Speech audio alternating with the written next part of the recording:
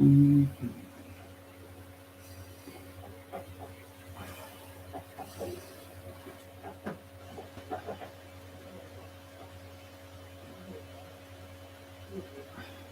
Right, I think I've pressed the live button instead. Right, I think I've pressed the live button instead.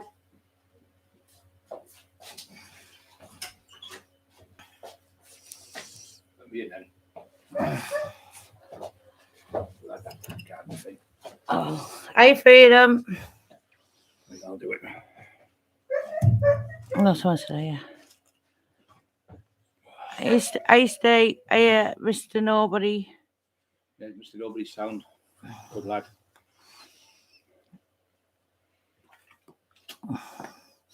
Hope you're well. Lexie's boxing. Oh. Hello, everyone. Welcome to the show. Sorry I'm a little bit late. Hope everything's okay. Everyone's all right. A miserable day. So let's have a nice evening. And we're going to talk about animals tonight. About cruelty, about animals, how they've been here before us. We've only been on the earth a short while compared to the dinosaurs were and things like that. So we're going to talk about animals tonight. So I'm just going to go Ronan Ferns. You're okay, Ronan? I love Ronan. He's a great lad. Steve, Future Topic Talks friend. He's a really good lad. He is. Really nice man he is. Mr. Nobody. There's a Lee Nobody and there's a Mr. Nobody as well. Steve Shannon. You okay, Steve? Love it a bit, Steve. Mr. Nobody, yeah, Mr. Nobody, and oh for God, you hate that. You only get a bit of thick cotton or something, fucking does your head, and you get a lighter on, you do, the whole fucking thing goes up. I've done it before. I've been out in nightclub. I've had a t-shirt. So I've got like a little knot, like a little pull. You know when you get it, like a clicky one. They're the worst, the Nike ones, because they're like nylon stuff. You get a click, I'll just burn that in a fucking t-shirt. Fucking make all in the t-shirt like that. We used to do it as kids. You get a football, there were plastic footballs when you were a kid, and they were like quite thickish, but they weren't great.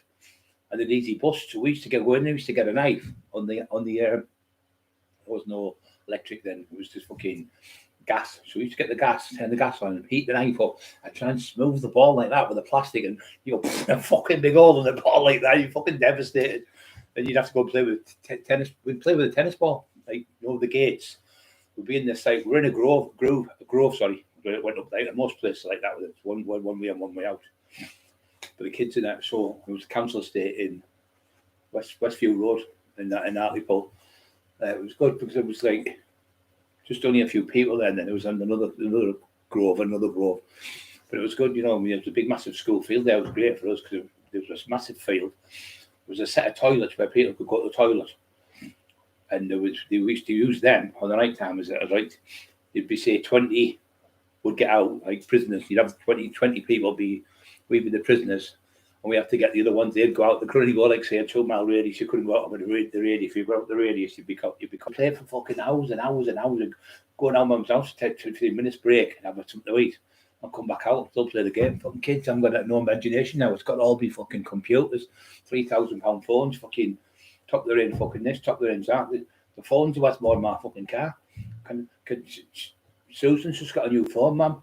The iPhone 566 fucking whatever. It was only £3,255. It's only £850 a month, mum, on the never.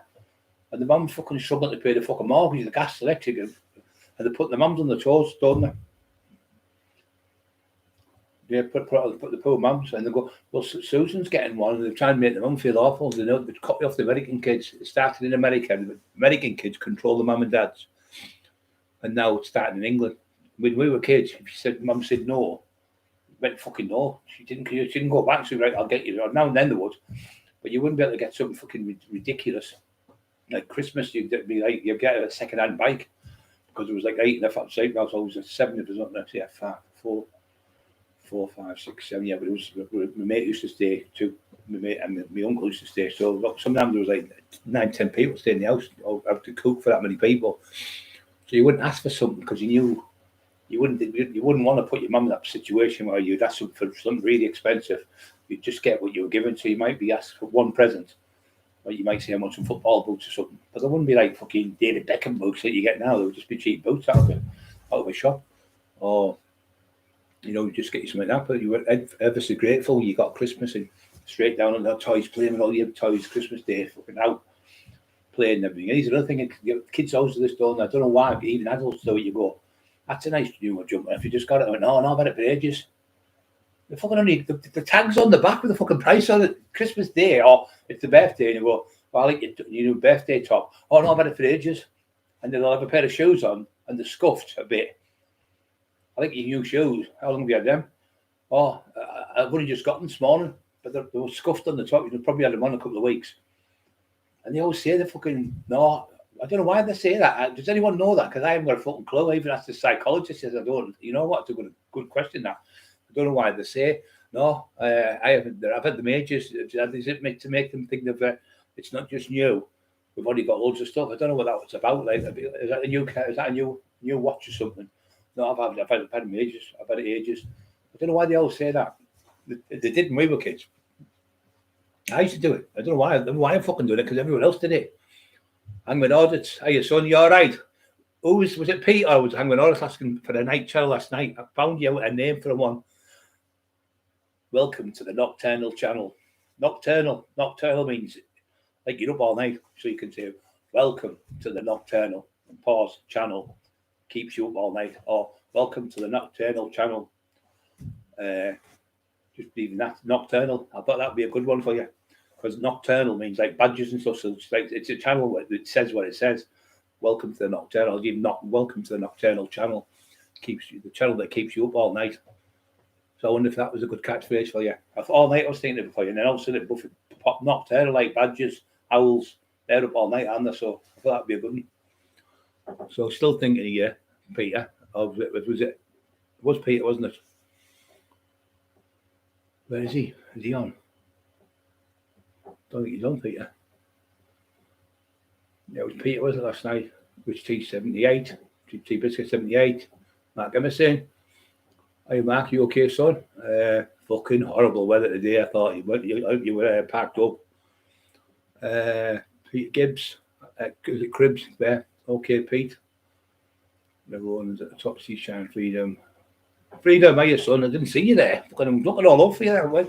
There's something on my hat. I can see it, but I can see it without calling my eye.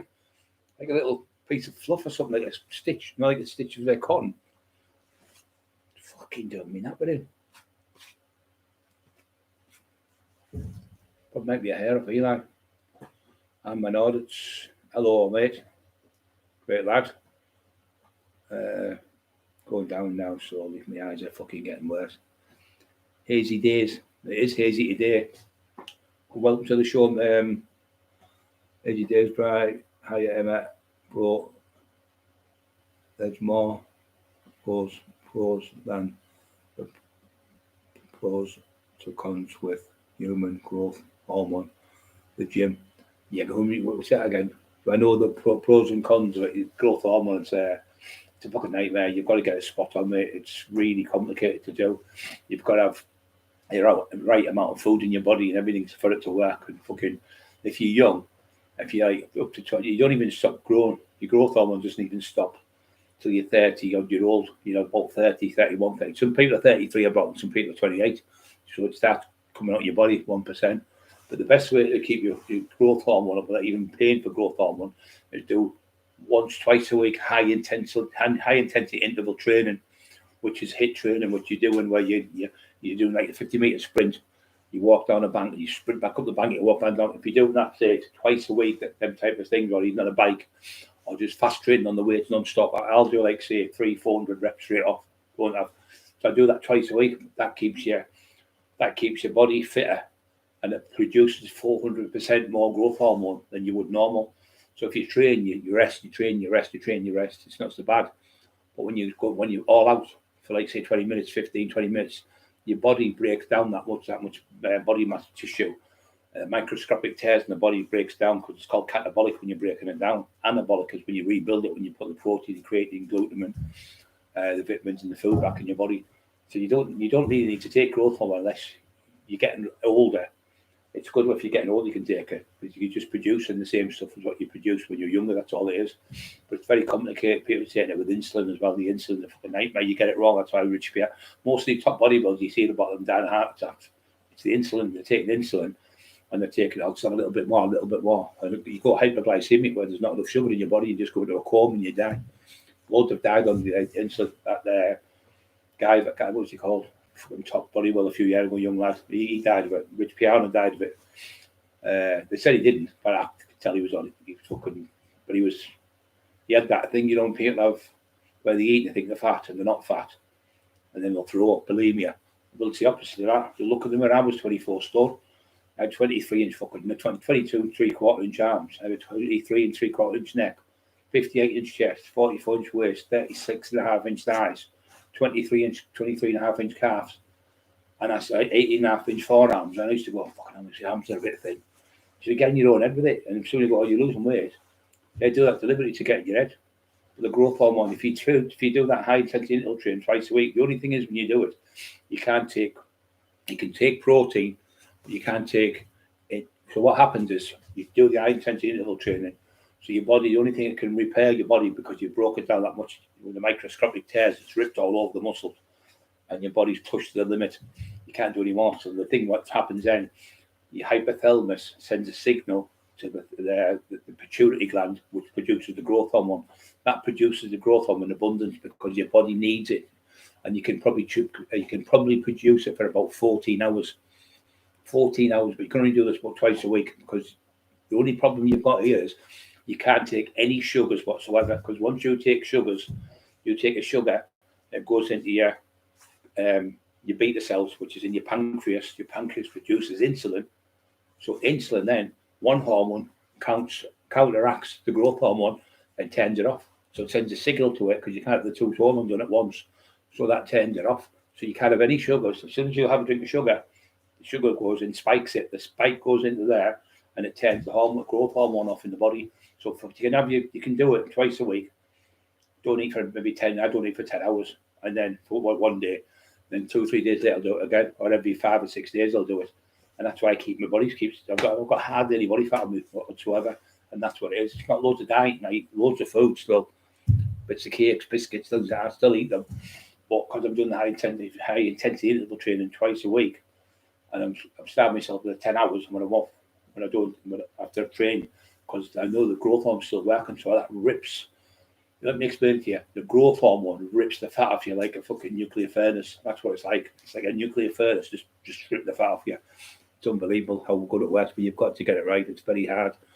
But yeah, if you do it like that way, you can yourself. But when you start sticking insulin and growth hormone, the thing with growth hormone, you get bubble gut, where not just with growth hormone, every single thing grows. Your lips, your nose, your ears, everything, your hands, your fingers, everything grows. Everything. Oh, I don't think that worked on me then. Anyway, everything grows when you're on it, and people end up with massive hands and deformed fingers and all sorts of deformed toes if they take too much of it. But if you're doing it where it's producing it yourself by doing high intensity interval training, you can do it on a bike. I've taught my doctor how to do it, and he ended up fucking making an appointment to come and see me. And he came in a row. He came in a what was it? He came in a fucking 911 Porsche. Dr. Chowdhury, he's not a doctor now, but he still lives up this way. Nice man. And I told him how to do it, and in the end he went, "Oh, that's unbelievable." But he came out, I think, about the 1950s from Sweden, I think it was, and that's how they trained it, and that's how they got ripped, these athletes and that. So that's the way they do it now. But the growth one, you can take it, and if you take growth hormone, what it does, it just your stomach. So what happens? Your intestines grow inside. So you end up with a massive, big, fat gut. You've seen Kai Green, he can't compete no more. You've seen Phil Heath, he was the same, big bubble guts. Put in bubble gut. You'll see what it does. It makes your intestines extends them. Extended mean it pushes them out.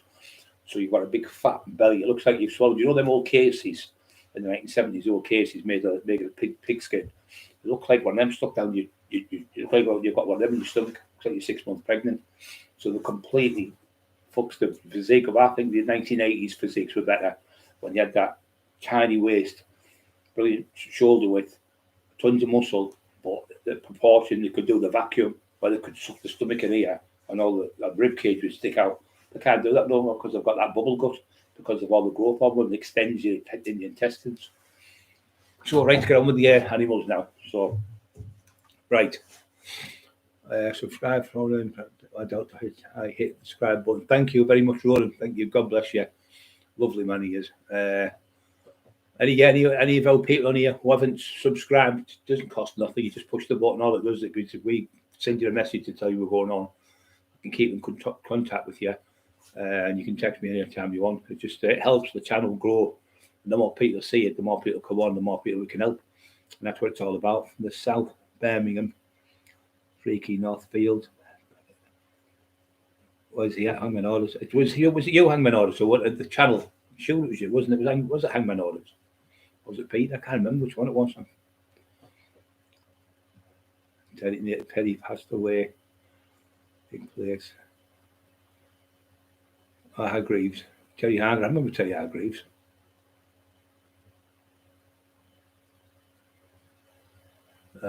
Sad, isn't it? Sad, fucking terrible. I'm from the South, Birmingham. She said she was coming for Thursday or Friday, but it's going to be after tomorrow, isn't it? Unless it's up to her. She said she was coming on Friday. She said Sunday, but I'll ask her if she's doing Friday or Saturday. Any day doesn't matter if you want to do Sunday, I'm not bothered, but as long as she keeps the appointment, because I can't keep doing it, I keep telling everyone she's coming.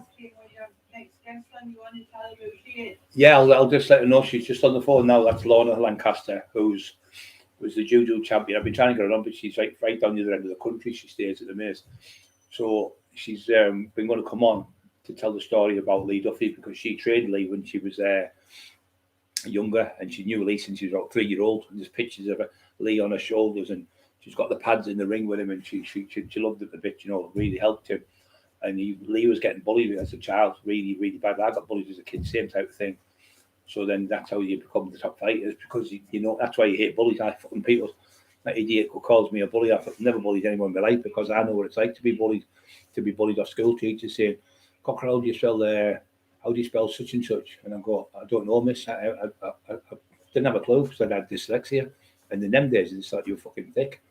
So they'd say, you spell this word, and you go, and you get it wrong. Remember Jeff Brown? Yeah, I know Jeff. Yeah. He's asking after you. Yeah. He trains with him lazy days. Yeah. I remember Jeff. Lazy days. I remember Jeff Brown. Yeah, so yeah, be brilliant. So Lorna's mixed martial arts judo champion. So she's one of them type. She was very good friends. She's very good friends with Bob Cumber as well, Emma. Did he? No, she was Lorna. Yeah. She used to go down and train with him and everything. He was a lovely man. He lived in there. He had the place just, she said, off Warrenby. I said, yeah, that's right. So she knows her stuff. And her brother was the top doorman, wasn't he, Jimmy? Yeah. He was a nice lad. 62 on, guys. 15. Don't forget to push the like button. I really appreciate that, because it makes people realise there must be a good channel, because everyone keeps pushing the like buttons. We're getting something like between 60 and 80 likes a day. I don't see any other channels getting the likes we're getting through the beautiful people on here, which I always call the people on here our family channel. We're all family members, no matter if you've just jumped in. But we won't put up with any bullying. Anyone starts bullying anyone starts being racist or anything like that, they get just stuck straight out by the great lads on here. They're all in there. They all stand up for each other, but they won't put up with any BS on this channel, because we don't like that now. I'm an audit a lot. Just hit the well done. Get in. I'm an audit. He's done 1,000. I'm so proud of you. Told you you'd get there. You have to get us. Or come and see us or something if you want. Anytime we'll do a little podcast together. It'd be nice to get you on. I'm going to start doing that with you lot. I'm thinking of getting Mark on about lorry driving. Timmy Beach. I'm going to get him on. I'm going to get you all on here. I thought about last night. It covered me, and I thought, what the fuck you being doing? You don't need celebrities. You've got your own fucking family here. Get the lads on. Get the people on here who all fucking watch it every night, and get them on the podcast. You can do it from like your own home, or you can come and see it outside my house. So I thought, in my head, as if it's like God comes to you. He comes like little messages every now and then. You get them. I'd get the lads on, get them all on. Fucking all these that on it. It'd be a patch. Hello, patch. You're okay. It'd be great to get people on. What's he saying there, Freedom Mark Emerson? You ever watch that Ice Road? Yeah, I love it. I was just going to, you know what? I was watching that. I used to love it every week. I watched it, and I used to think, fucking, they've got some balls. Them fucking even the women driving them lorries across that fucking ice, and you can see how thin it is. I think, okay, no, I wouldn't dare. I wouldn't dare do it. I tell you now. And they're going flying over the roads at fucking 70, 80 mile an hour and fucking sliding along the. Oh, thank you. He said he will come and see you one day. Yeah, we welcome anytime. Daisy, love that. Yeah, it'd be great. Well, thank you very much, man. I worked there down once on the door. You remember Rudy from Leeds? Rudy, black lad, lovely lad. He died in a car crash coming home. His dad died, and he went to Leeds to see him for a week. And on the way back, he crashed in the car and died. Went off the road and died. And his mum had to bury the dad and the son the same day. Fucking terrible it was. Yeah, nice lad. He worked the door down. The lad called can't think of his name now.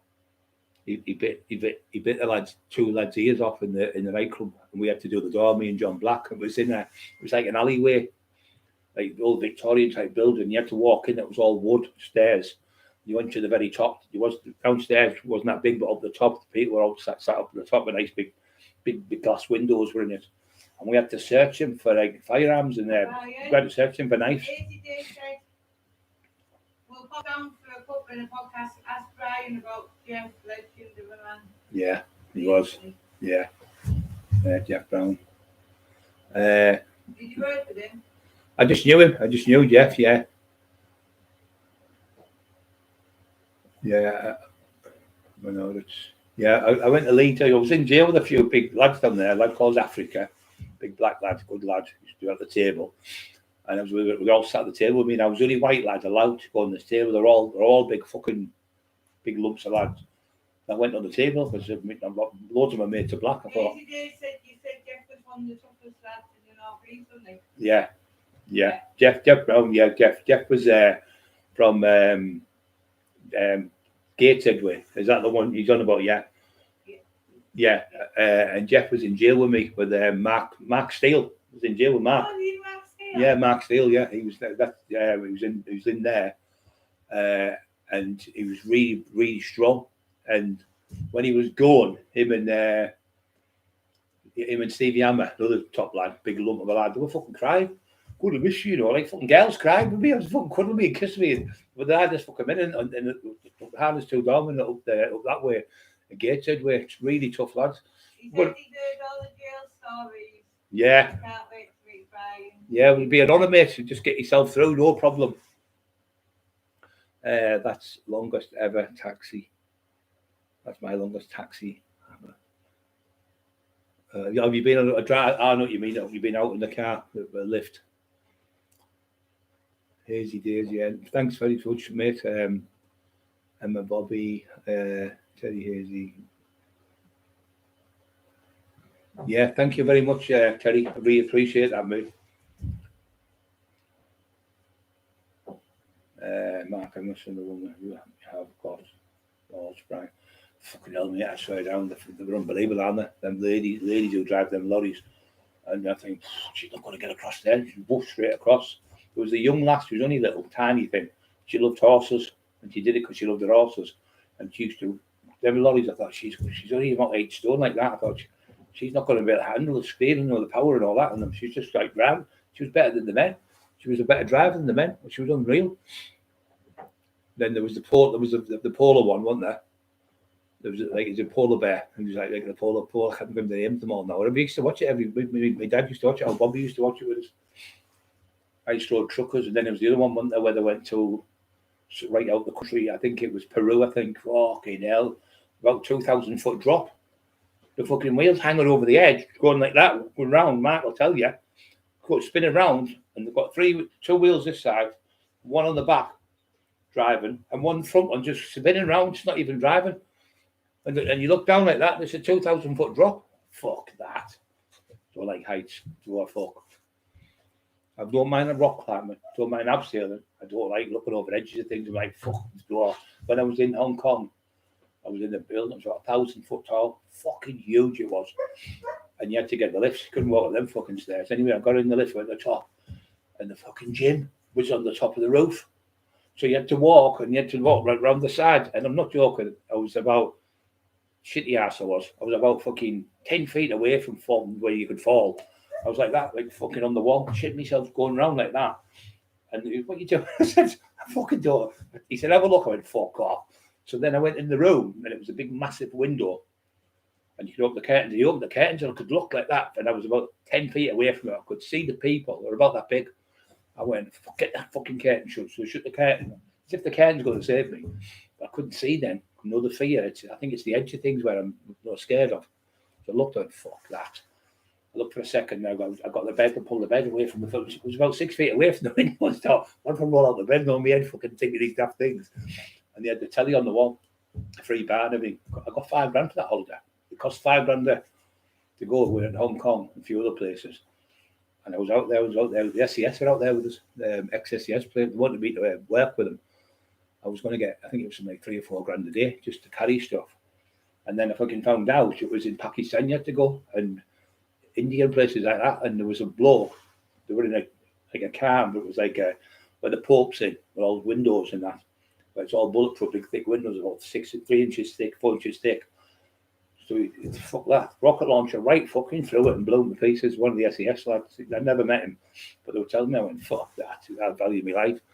But you might go in the airplane with a little tiny disc like that, with the handcuffs on, with a little Chinese bloke.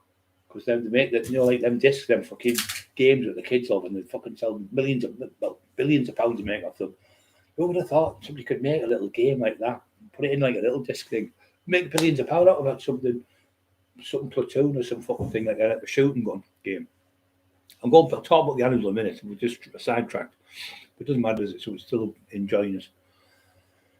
The coach left me behind, the bastards. My fucking knee.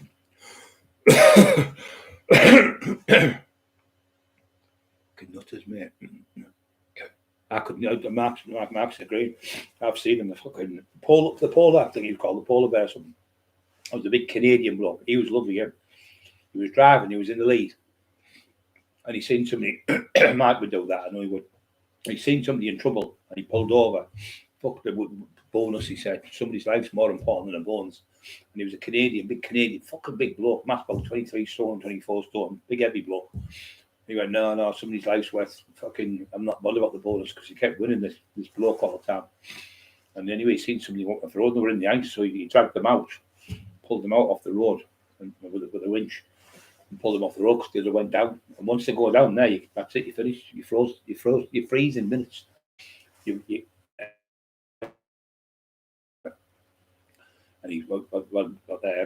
we used to come in the channel. We used to be from Nova Scotia, and there was another one from Alaska.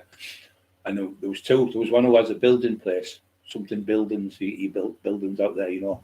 He said if the feet go in the water, you've only got about 2 or 3 minutes to get your socks off, or your feet just freeze in 7 8 minutes, and you get your toes go black, and you get amputated.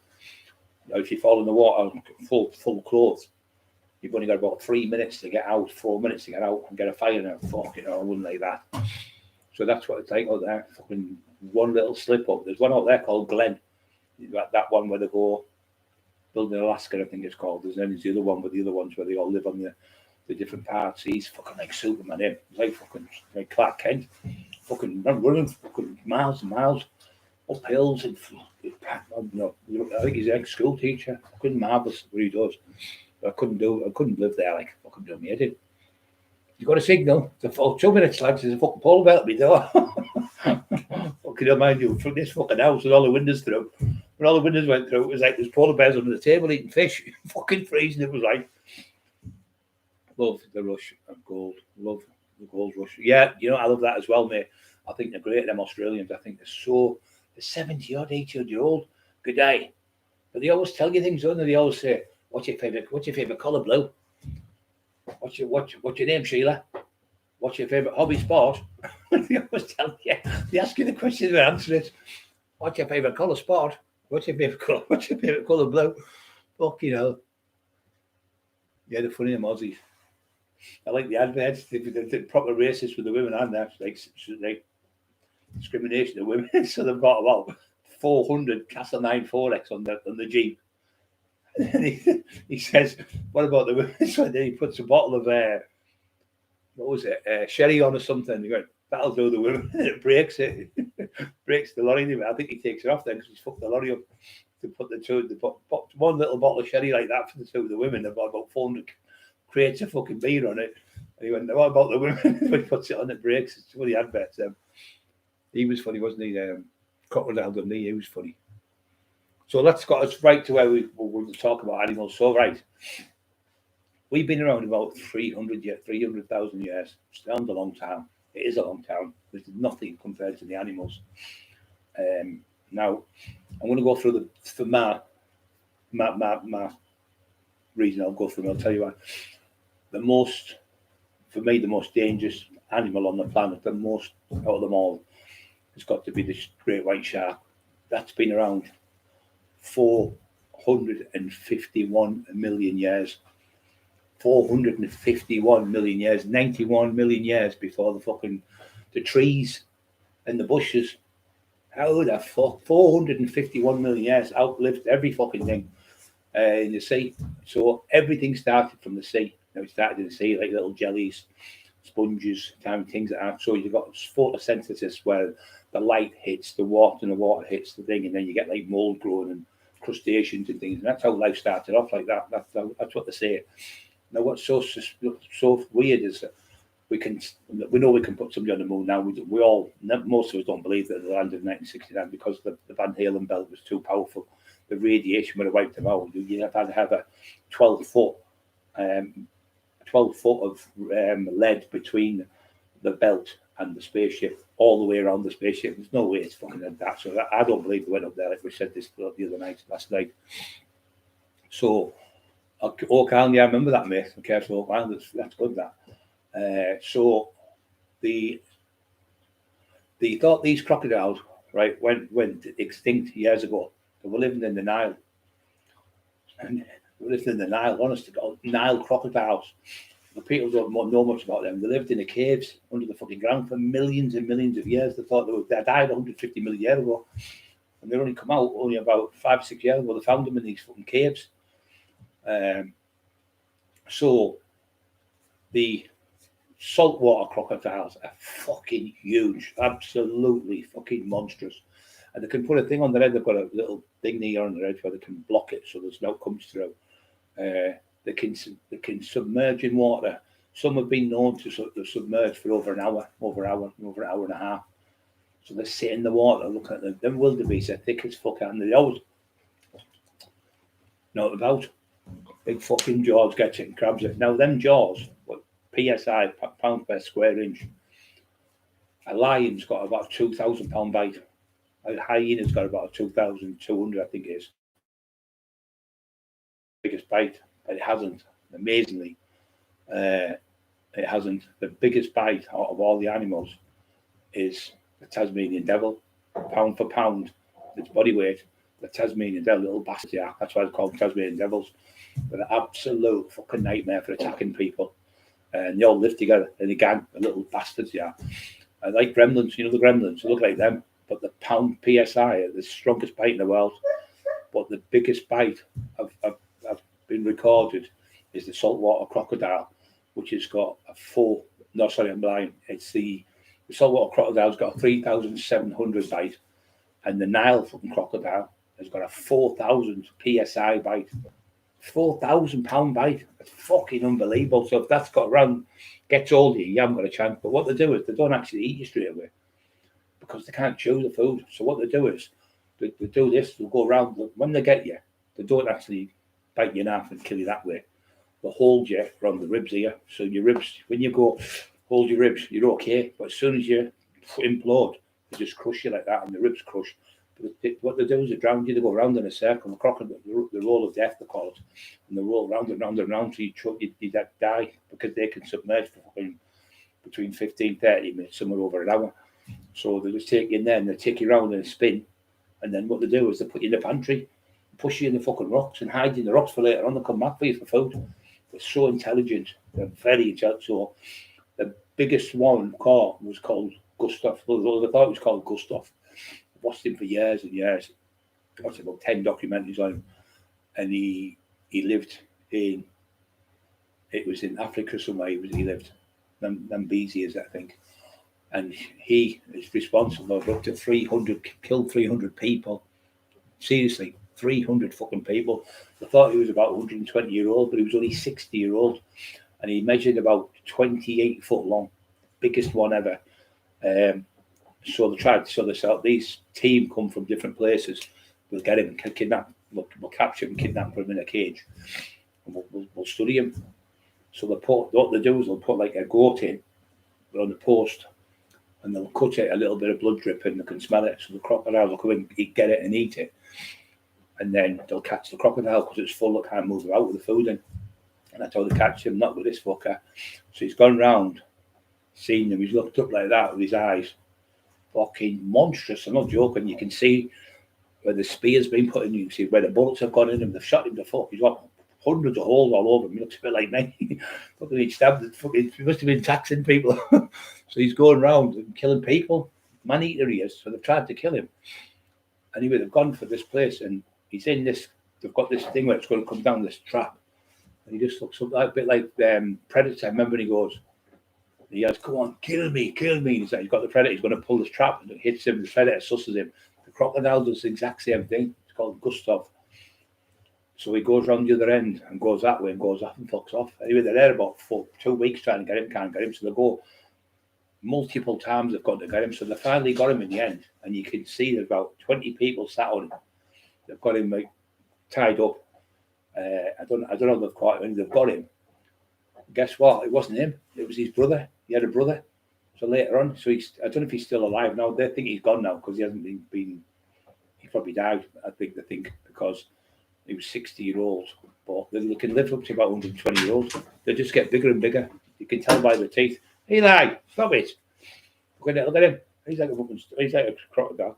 So that's what they do. So they can submerge for like an hour or so and they wait for things and get them. But they've been around. They've been around before the dinosaurs. They're unbelievable. So they're massive. But the great white is number one because the great white swimming ability is miles better. The great white has got its eyes roll back when it bites, when it goes for something.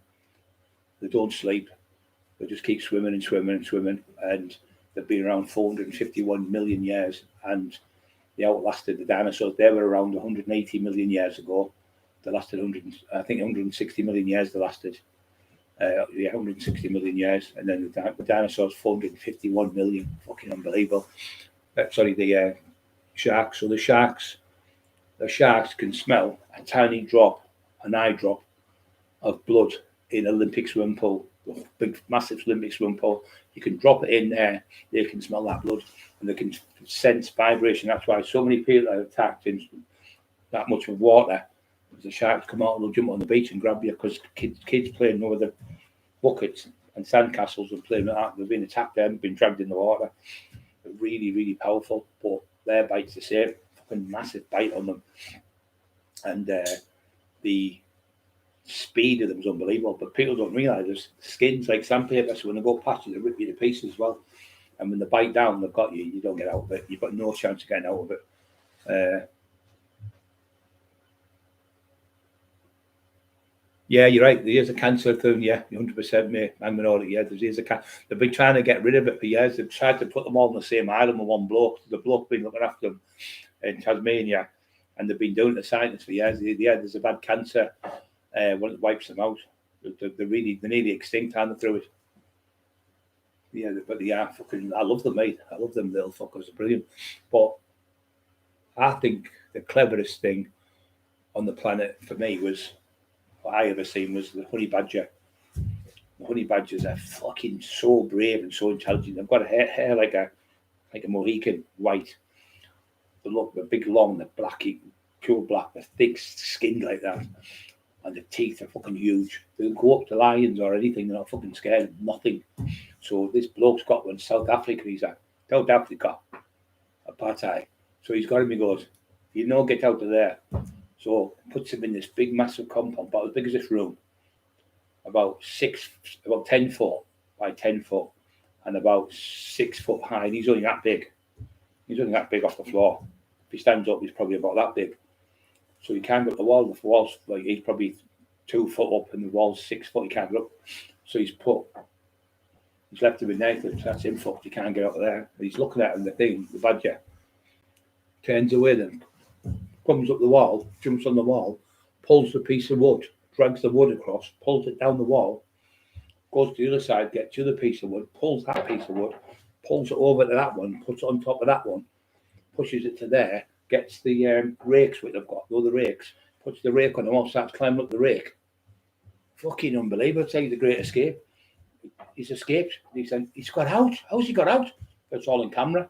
So he's made this fucking anti-bee, the bees for the honey, because the honey badgers, that's what they do, the honey. So he's made this big, it's like a big round thing where they're in there, the hive, and he's put this big metal pole like that, so it's all slippy, the pole, he's put all grease on it. It's about 20 feet in the air. And he's put it on the top of there, so he's not going to get in there. So he puts him back in this compound, puts it all around all the stuff, he gets out fucking again. He's only climbed up the pole. It took about 2 hours to get up this pole. Determination, gets in, gets the bees, and eating all the fucking the honey. Have a watch of it. I've put in honey badger, and you'll be amazed when you see it. It sounds like I'm taking the piss. It's fucking amazing how brave they are as well. And they're not scared of anything on the planet. They're super, super intelligent. They are. Yeah, just getting like sticks and putting like a piece of wood there and climbing up the wood, and it's getting another piece of wood put on top of it, like we would do. But like a brain, like a human. And I thought, fucking, it's unbelievable. Then when he's made this big thing, 20 feet in the air, big pole, and it's right at the top. He said that's honey badger. What was he called? It bomb-proof or something like that. So I thought he's never going to get there. It kept sliding down, getting up, sliding down. It's going to be knackered in a minute. It fucking went on for hours. Finally got to the top and got in, got all the fucking the honey of the inside the combs, honeycombs. I couldn't believe it. Always ask me what would win in a fight, a croc or a shark. Well, the thing with the shark is the shark they both can manipulate very, very good. But the thing is with a crocodile, that people don't know this. It's got a 4,000 pound bite, right? But when you can put a piece of a shoelace, kid you not, shoelace round its mouth, round its jaws, and tie that shoelace, and it can't open. It's got no muscle whatsoever, only just to open its mouth. It's got no bite, there's no force whatsoever. So that way opening, it can't open. It's very, very slow opening, and it opens its mouth. It can snap, but they can't do that. So what they do is they do that, and they do that with the meat, and goes round and round the meat, and the other ones come in and help them. And you think they're fighting, they're not. It's part of helping each other, where they rip the meat apart, when they pull the wildebeest in. So if you see another one fighting with it, they can't actually chew. They have to and swallow it like that down the back of the throat, because the mouths they haven't got jaws like us, because they're long and like that. But they can only open like you could do that. Pinch your fingers, you can put your hand on the mouth like that, and they wouldn't be able to open. Can't open it. I've seen them do it with a lace. You watch how weak they are this way. But the shark, I think the shark would win myself. I just think so. The shark's is so fast. You think the shark, they look fast because they're in the smaller water. You've got to remember they're in the big sea, aren't they? So you imagine them, they come round, they can come underneath and everything. They're just too, and they can breathe in the water, can't they? They're in the water, in it. The sharks can only last so long. I'd say the shark would win, because the crocodiles can't swim in the sea.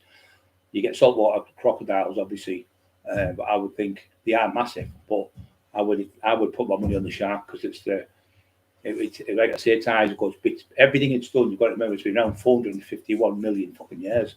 So I think that's the top of the tree, because it's been around more than any other animals. But I just think they're just so intelligent and so clever, and the way they do it, they're fucking really clever. But they just keep going. Great film. I tell you what I watched last night. I watched. I'm just going off track a little bit, but just that I watched the Escape from Alcatraz. How they really escaped. It's fucking fascinating. Go watch it. You get it on YouTube free. It's absolutely brilliant. They actually did escape. Fucking half the prison was involved. I know you see the film with Clint Eastwood and it's great. Nothing like that. The fucking screws were fucking giving them jackhammers and all sorts to get out. They were fucking putting curtains up and everything so they couldn't see when they were escaping. Half the fucking jail was in on it. The bloke, he said, "Oh, the screws went, oh, you clean up that such and such, behind the back of where the toilets were." He had a fucking big jackhammer doing it, but because he was doing a job for them, he was going through all the fucking places. There was actually, I think, 5 people escaped, and they escaped onto a boat. They didn't actually drown in the water. It was all made up. That it was just all made up because they looked stupid after a couple of years after it. They said nobody escaped, but the screws were actually in on the fucking thing, so they helped them. It's fascinating. You look at things and you look at the history, and it's complete bullshit. What's been made up like stories, like myths and that. What horrible cunts what they were done like, because the ones who escaped, the bank robbers, they had I think they had about £450,000, and you had it hid somewhere, and they got caught, but they went to jail. But the money they never got retrieved, so they put 4 horseshoes in this area. 4 horseshoes up, and they put so they could get metal detector and find it if they ever lost it. And they put red paint and black paint near the tree where they put it, because obviously the foliage over the edge, they were going to get life off in Alcatraz. They knew that if they got caught, so they put it there. Anyway, these other two said to these other 2 people, "We can get you out. The bank robbers, we can get you out. And we'll give you the money if you can help us get out." So the bank robber ones. These are the ones were getting them out. Ones who did the bank robbery. Anyway, they put them in the back of this car, the 3 of them on the back, and they hid in the back of the car. And these are the ones who were driving it. These people, there was a black lad involved. Another lad. They came in a boat. They actually came in a proper boat and picked them up in the San Francisco Bay. Took them to this place, to Canada somewhere it was. And when they pulled over, the dirty bastards, what they'd done is they had handguns, went up, and the 3 bank robbers. The 3 people, because they got the money first. They got the money off them. That was it. Sorry. So they went and got the money. They got the money. They took it to this place. They look at the money. Oh, brilliant! So they give them the money, and he said, "Right, we'll take you to such and such." And when they were taking them, so just pull over for a wee and pee. We need a pee. He pretended he had a bad bladder. He kept going about his bladder being bad. So it was synced. You know that when I told you that when they put something in your head. So I'm just having a wee. Oh yeah, he's got a bad bladder. So anyway, I went for a pee, but he didn't. He fucking come out and bang, bang, bang, and shot 2 of them dead. And they were jumping about like really bad, he said. But he was cold, calculated. Fucking, he come back again. And one was alive, the main one, the bank robber. And he came back again and fucking shot him 6 times. I think he shot him, killed him, and they buried the bodies there. But they got the money and give. The black lad supposed to have got the money, but I think it was all bullshit there. But they were still wanting them now. They're still under the FBI and under the I can't remember what it's called now. It's federal agents of not the FBI. It was FBI and something else. For the guards. They were the ones who they still wanted them to this day. But it was a nurse who actually found him when he was dying. He said, so she typed out John, something he was called, who was the robber. And he typed out everything, and that's how they got the proof of who he was and everything.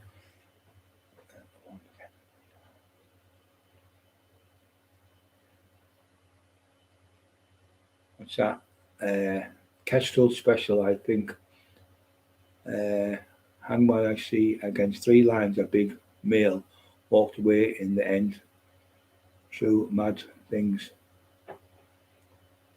Yeah, I've seen birds, birds that steal honey, hornets, bees, and wasps cannot sting it. Yeah, they're fucking unbelievable. So birds are fucking very dangerous things when you go near the animals. I remember playing golf.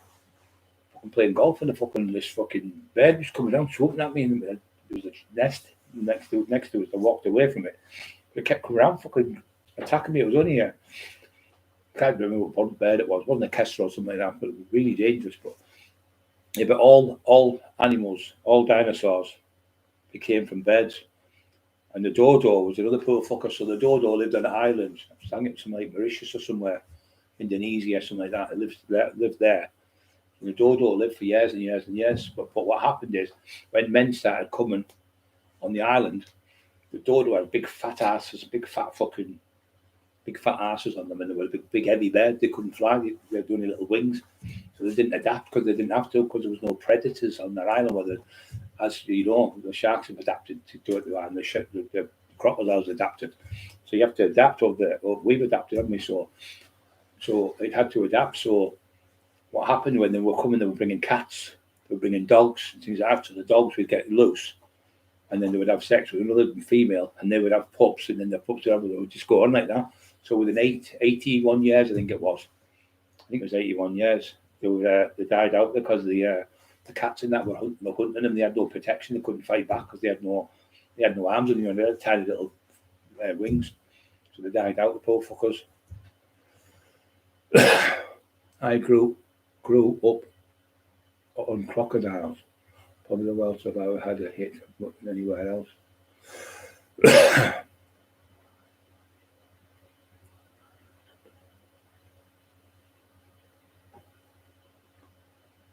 Unless through the eye, the brain smashes legs. Chest terrible there. Don't forget to push the like buttons, guys. There's only 62 people living on. So we've gone through the crustacean age where the dinosaurs died. The crocodiles survived, even though they were dinosaurs. The crocodile, they adapted. So they're really, really fucking intelligent. So they adapted. The dinosaurs died out because obviously the ice age and stuff. So the crustacean age, I think it was 160 million years, they survived, and then they died out. So obviously the sharks were 450 million years. They'd been around for a lot longer than anything. Probably other things like crustaceans and sponges and things like that. Fucking dumb, yeah. Particularly cough I've got. Yeah. Table. Here. Yeah, you're okay. Your nightmares. We were just talking about animals, we're talking about dinosaurs and stuff that we think that the crocodiles and I would say the crocodiles and the white shark, the great whites, are the best hunters on the planet because they've been around that long. They've been around 451 million years. The whales are big animals, don't get me wrong. Them killer whales could bite a great white shark in two if they wanted to. But I'm on about for what it does, the animal it does for when it's hunted. So in there, we are at the bottom of the chain. We are fucking nothing else. We'll never be able to beat a crocodile. Never be able to beat a fucking shark. You've got no chance. But funny enough, dolphins have come along, woofed, and hit sharks in the side of the fins here, and bust them and kill them. And they've saved not hundreds. They've saved maybe 100 people. They've saved seals getting killed as well. Seals attack them and all because they go to kill them and eat them. Dorsal fins, I think it's called. Hit them in them. But in real life, what you've got to really do is, like Paul Sykes said, punch it into ear, and it'll just swim away. Punch it in the ear. You can't punch a fucking shark in the ear because it's inside its cranium, its ear. It's not fucking the cranium inside your head. So that shit about punching it in the ear, it's fucking on the bend, and then the idiot's got him walking down the road with a big shark. They weigh about 3 or 4 tons. It's fucking round the bend. You couldn't get your arm round it. It's like a 50-inch telly, 60 inch. You couldn't get your arm round it to carry it, even though it's not that heavy. But you couldn't get your arm round it. He's got him in a picture with a shark walking down the beach, pretending he's got this shark. It's fucking old bullshit.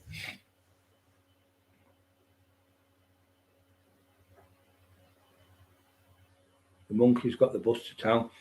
I tell you what's really, really funny. Elephants. They're fucking massive. They're the biggest land animal in the world. The elephants. They're about 12 foot tall. Bull elephants. Oh, fucking, I don't know, 10, 12 ton. Fucking monstrous. Got no chance of stopping one of them. And them scumbags stand back with big fuck off guns and shoot them. I fucking destroy them. If I was there, I'd absolutely fucking batter them to a pulp. You know, if you seen something like that, big Cecil the Lion, he shot him a dentist. He paid 250 grand to shoot him. I texted him on the thing, and I texted the country for his doctors in fucking America. You fucking scumbag! You wouldn't have done that if there was one of you fucking shitbag. fucking half a mile away with a rifle shooting at a fucking beautiful. He was 10, 12-year-old. And when they killed him, all the pride had to fucking split up. They had no dad. He was the bull. The bull. He was like he was 10 or 11-year-old. They killed him. This scumbag dentist. He got hammered by hundreds of thousands of people. They were texting from all those, and you fucking man. I think it should be stopped. That I don't like it. But my favourite animal of all animals is my silverback. I love them. I love silverbacks. They're so simplistic. They're so beautiful, and they're so just laid back. They're not interested in hurting anyone unless you come in their domain and you're fucked, completely fucked. Their fingers are as thick as a fucking banana. So my hands are strong. I could hold 460 kg. I reckon they could do about 800 fucking kg. They're that fucking strong, unbelievable. Turtles attack. Yeah, turtles. Giant turtles also do attack sharks. And a few of them have got away. A few of them have killed them. A few of them have really seriously killed a shark. But the great whites, just they're hard. You've got the tiger shark. You've got the basking sharks. They're fucking monstrous. The basking sharks. You've got your hammerheads. They're great for putting. They're great for hammering things. Hammering things. Yeah, but they're dangerous. They're all. The hammerheads will kill you as well. The tiger sharks are really dangerous. They're like a tiger. Well, getting back to the next one, the land animals. I think number one animal for killing on the land has got to be the tiger. It's the biggest cat in the world. You've got the lion that weighs about 450 to 500 pounds, but then you've got the tiger, Bengal tigers, about 450 pounds, but then you've got the Siberian tigers that are 650 fucking pound, 650 pound of pure solid muscle and fucking lightning speed. So there was a polar bear escaped in the zoo. I can't remember, it was in America. And it tried to get in. It got in where the tiger was, and I tried to have a fight, and it went raw like that, and the tiger just went boof, one sweep. He decapitated his fucking head. The claws went ping right through it and slit it in two. Well, that's what they were built for when they're hunting cats. You see, normal cats, even them are dangerous. Little fucking household cats are fucking dangerous. So can you imagine one of them 650 pound fucking swiping you with the nails about that long, with your finger, but as sharp as a razor, and just killed the fucking there. It fell in the water. The water was all red, the blood. Killed it in 1 second, but that's what it does every day of the week. Yeah, piranhas are really dangerous. Piranhas are in packs, like you said, and they fall in the water, you're fucked, because they're just tiny little fucking things, but they're like ferocious. When they smell blood, they won't pack in. They're fucking nightmares. Hyenas attack in packs. Hyenas are absolutely really loving to the pups and that. They used to think they were fucking horrible now. I think they're amazing hyenas. I think they're class. But the pound per PSI, they had them as the biggest bite in the world at one time, but obviously the honey badger's got the biggest bite now, they say. But I think the biggest bite, looking bite per pound per square inch, is the Nile crocodile, 4,000 pound PSI. Fucking unbelievable. We're talking like machines here, aren't we? Just, like I say, you can stand on the moon, but you can't stand on the surface of you can't stand on the surface of the sea or the Pacific Ocean. You can't. It just crushes you further down. So there's things down there we don't even know it's alive. They found this big massive monster thing. It was like, it must have been like a mutant, and the Chinese people found it, and it had fucking big tentacles and arms and all different things. It was fucking weird, and it got caught in the nets, and it come out. And then they found another one. If you remember, I think it was a frail snake or something. It was supposed to be 1.5 million years extinct, and they followed it, and they got it, and it only lasted a few days. They had it about 4 days, but it proves the things are saying are extinct are further down in the sea. You can't get down. You can't get down there. Submarines can't get down there to the bottom. You can't see fuck all. And them idiots going down with the children in that submarine, fucking round the bend. And all them people got killed not long ago. You have to be mentally insane to go down with kids in a submarine, where the water just crush you until it pops. Fucking bam you. Yeah, nightmares. You okay, son? Yeah, good mate. So we'd see Biscuit watching people do magic trick in front of the monkeys and surprise on the monkeys' face. Yeah, the monkeys, they're really, I tell you what's really, really intelligent out of all the monkeys. Better than the orangutans are the most intelligent ones. There's one, she's about, I don't know, 20-year-old or so, and she can speak 700, maybe more now.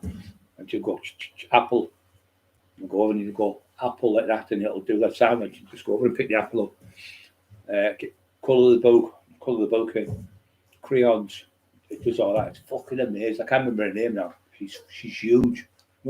They're bigger weight wise than the orangutans get. Huge. The male ones, absolutely that big. They can't go up the trees. They're huge, absolutely huge. But they're the cleverest monkeys to go. They're nothing clever. Chimpanzees are good, and chimpanzees are one of the only things that use tools for opening open eggs and stuff. They use a tool like that. Hello, Wolf. Hello, big man. The fucking size of him now. Have you seen the size of him? He's only 6 months old. 6 months, 2 days he is. Get a picture of him now so people see him. Have a look at that. Have a look at him now. The size of him. He's only 6 months old. Size of his paws. Yeah, the size of him. So I like to see some cunt come to the house now. Hiya, son. I see that. He's my baby. He's my little boy. Here's my baby. Hello, baby. Hello, my little boy. Hello, son. Fucking feet on him are huge. I know, baby. I know. You love your dad, don't you? You love your dad, don't you? Yeah. We know who you look. Well, you know, we all know who he would look well on, won't we? we all know he would look well on, don't we? The fucking size of him. Come on, Wolf boy. Come on, big wolf. Come on, my baby. He's bully. He's a bully. He's a little bully. You're going outside. He's looking for Eli, isn't he? Bring Eli probably a little bit. He's told you how big he gets, Emma. He's going to be big and Strappy.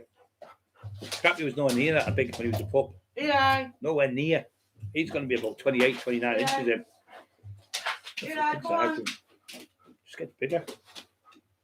Good boy. Look at how clever he is with there. Just stood there. Look at how clever he is. Good size of the fat cunt. You little fat tubber lad. Not an ounce of fat on him, is there? She fucking looks after him better than me. I open the door, shut the door, and then I'll get Eli and bring out. So, I walk out with him. Come on. How are you? He's just straight out, and he knows, doesn't he? The wolf. Marvelous, isn't he? Eli, come on, baby. Come on, little baby. Got a little hoof, have you? Hold on, I'll come get him. I'll put it on. Eli, come on. Come on, son. Come on, baby. Got jealous. 2 sex guys. No. Swordfish look mental. Oh, they're weird, aren't the swordfish? Especially when they start sword fencing. Just when they start fencing. I'll come through in a second. He's nicked Eli's nicked Wolf's one.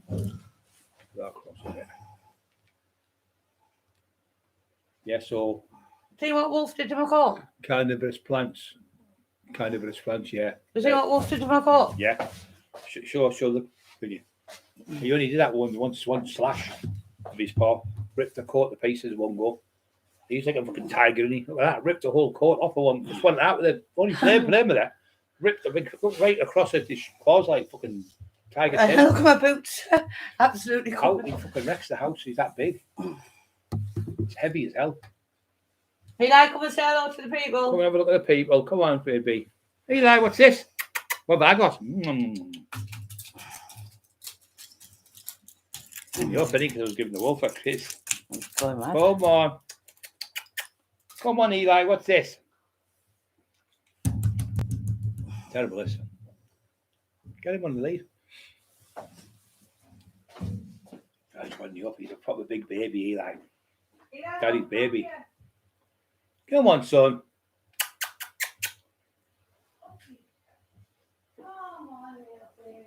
Yeah, that's what they like. They are fucking babies, the both of them.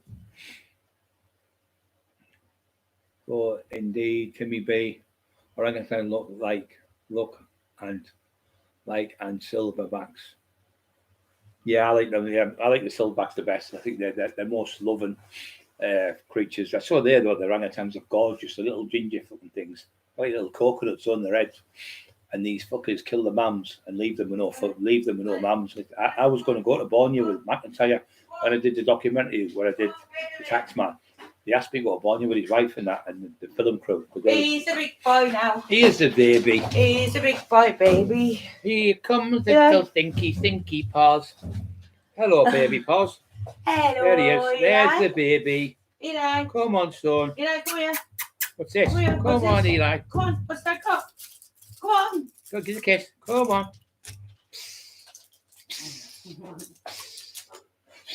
Oh, the other one can eat him going back and Yeah, that's Eli now. Eli. Eli. Oh, there he is. Yeah, there he is. There he is.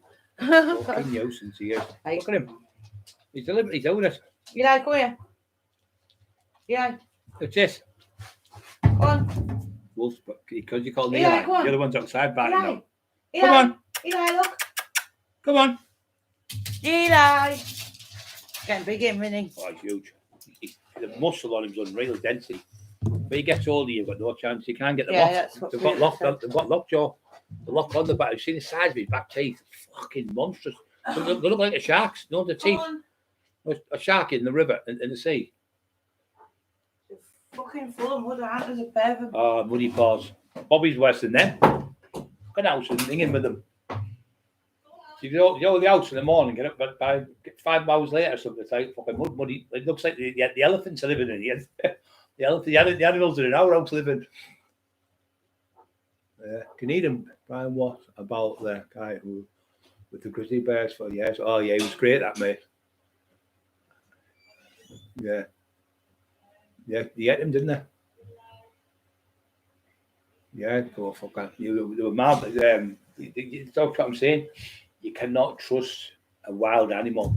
What about the ones that you get them with lions, don't you? I think fucking lions ate them. It's like that one up when I went up to Barrow and Furnace, and the woman was there. And the next time I read in the paper a couple of years later, the fucking tiger, she jumped and killed the woman, but they don't know if she just walked in the cage because her boyfriend finished there, and it killed her Nessa. Fucking ripped it to pieces. But I don't agree with that animals being in captivity is wrong. I think they should be out where they should live. Taken out. I think it's great what they're doing with the silverbacks to help. There's a lad. I watched a documentary the week. It's on BBC Two. If you watch it, black lad. He lived there all his life. His dad was a ranger looking after the gorillas. They shoot them gorillas just for a hat stand or an ashtray. They make an ashtray out of their hands. It's fucking disgusting what they do. And then they do the same with the tigers. They kill a tiger for they'll cut its tail off, its proper tail, and the testicles. And they'll make it into a medicine, these Chinese people, which is a load of fucking shite, aphrodisiacs and shite. And then they'll have bears in a cage. They're tapping them, clipping like cerebral fluid from its back because it's whatever they use it for. And then they do the thing even with snakes. And they get snakes, the Chinese. They put them in, it's the dearest food in the world. They put them in a big, like a test tube that long. They put them in there. They feed them so much. And then what happens is the snake wees in there and it dies with the wee and it rots in the wee and they leave it there for years and years, about 4 or 5 years. And the wee and the snake rots the meat. And then the fucking cook it. It's something like $5,000 for a spoonful or something. It's the dearest thing in the world. You can buy Chinese snake. They've been there for about 5 years and they die and they rot in the wee and they cook it in the wee. Fucking disgusting it sounds to me. When I was in China, the kids got the kids probably wanted ice lolly. It was a fucking big black tarantula thing. And they were dipping it in sugar and putting sugar on it. She was going bite it. I was like, fucking hell, they'll eat anything, these big massive locusts. So I went, oh, for fuck's sake, get that away from me. Eat locusts, live locusts, kill them, stabbing them and then eating them. Crunching, all the feet were kicking out the mouth like that. I was fucking barking. Oh, they made me back. Lovely people, but fucking hell, I couldn't eat what they eat. They eat anything that moves. Dogs, that's why they call them chow. They made them dogs a chow to fucking eat them. They bred them, they eat them. Chow mein dogs. you don't eat dogs. Even in other countries, they eat dogs. Best bear. John was attacking fishermen. Have you ever seen the one before where your man's sitting there fishing? He's fishing like that. He's fishing again, and the fucking bear comes right next to him, looks at him, And he looks at the bear and he fucking shits himself, just stays there. And the bear looks at him again, just walks off. It's on Alaska, I think, one of them Alaskan films, I think it's in. Yeah, he sat there and like in a chair, I think, fishing, doing that fishing. Next minute, a fucking big, massive grizzly bears come next to him, sat, fucking heads like that. And he sat there like that, like tiny, his head looks about that big. He sat there and he goes, looks at it and he didn't move. He didn't fucking move, just sat there and looked at it and looked at it and just looked at him like that right in his face. And then looked away, and that's what I'm saying. So they don't kill you for fun, they kill you for food. So when you see a wolf, it kills an animal and it eats it. It won't kill another animal straight away and say, I'll keep that for later. The wolves, they kill and you eat them straight away.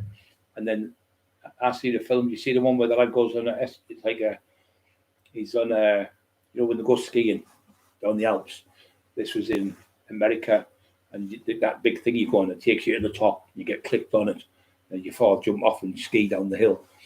Well, it got stuck. They got stuck on there, the machine broke, and they got stuck. Somehow there was an extra 2 people counted. And these fucking poor cunts are on this thing, a lad and a lass, I think, and another lad with me, I think it was. And they're about 30 feet in the air, and they jump off, and one gets eaten by the wolf, and then the other one jumps off, comes down, and they start walking. The wolves just look at her and just let her go because they're not hungry, because they're just dead. So they don't kill you for no reason, they kill you for food. But yeah, some dangerous fucking. The 7 of the most deadliest, 7 out of the most 10 deadliest animals live in Australia, which is there's a snake called red and yellow kills a fellow. Red and white, you're all right, something like that. It's a stupid thing to do in the school for the kids. Once it bites you, you're dead within about 10, 15 minutes. It's fucking lethal. Then they've got the black mamba. It's not actually black. Its mouth's black inside. It's about 6 foot long and it can jump about 18 feet and attack you. They're deadly. They're really, really deadly. But you can get antidotes. But the dangerous one is a sea snake. I think there's a blue one. There's a red one. One of them, I'm sure, I don't think there's an antidote for it. But what the other one is, the divers actually dive down. They have the antidote on the leg, so they can stab themselves within about 30 seconds. If they don't get it in 30 seconds, they're dead. But they're the most dangerous snakes in the world. And then you've got rays, like stingrays. But he died off that urban, just went right through him, a fucking spear, like a spear going through him. We'd never thought in a million years he'd get killed like that, would you? He was really good. Wolf's a beast, yeah. And he's only 6. Yesterday he was 6 months old. 14. Was it the 14th yesterday? 14th, yeah. 14th he was 6 months old. He's the biggest dog I've had as a pup. She fucking gives him everything, the best of everything. And Eli, the food they get is unreal. I'm not joking you. Proper fucking unbelievable. See the sale on steaks. Fucking chicken breasts every day. Both of them. Spoiled rotten. And they'll sit there, you'll try and give them a fucking piece of shitty meat. Well, you put on a sandwich like a piece of ham. They'll just tear the nose up and throw it away. You give them the fucking steak, like, you eat it. They don't guts food. They just take the time when they're eating. But Tiger King, who Lord of people. Tiger King, who Lord of bad people. I don't understand that one. Who Lord of bad people. I can't understand that, mate. I remember there was him, Lion Man. Remember him, Lion Man? He was doing them. He got took off them, didn't he? They said he was abusing them.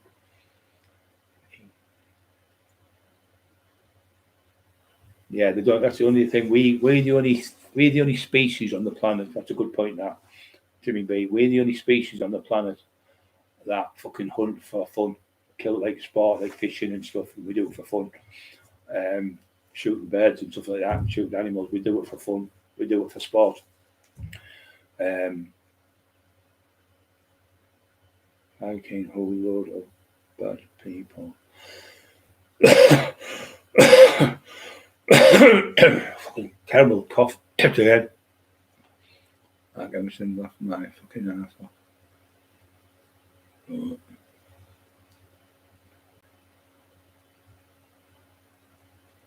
What the hell Dundee? Yeah. Kill, eat, and defend yourself. Don't kill sport. Killing fun is wrong. Fucking hate cruelty to animals. I do cavalier bastards. I hate seeing it. I remember going to Groveville, my mate, rough area, where Steve Shine lives. And some nice people there, though. Council estate, but nice people. went on there. I lived in Coastal States all my life. Fucking hell. I lived in Roseworth. I lived in Redcar in the Lakes in a little tiny one-bedroom flat. You know, I lived in Seaton Lane, fucking full of travellers. So rough as for Council Estates, but they're nice people. The only thing on Council Estates, no one grasses you. Well, they didn't used to in the 70s and 80s. When the smack come out, they all started grassing each other up.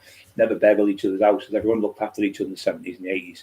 But when the fucking smack come, they all started obviously better than people's pinching video recorders was the main thing they pinch. We could sell them quick. Pinching people's car stereos. That was another one. Just for a tenner bag. They go to a smack and give them it, and they're going to sell it for 40 quid or something in a garage or something. And they just get a tenner bag of smack. Anything for smack. They even sell the body down for it. It's that bad. Yeah, so these orangutans, they've got them. They're so intelligent. They're like off the chart with what they can do and how intelligent they are. And they'll say that they've got this room. It's an electrical keyboard, like a keyboard. They'll push apple, just push the apple. Pear, push the pear.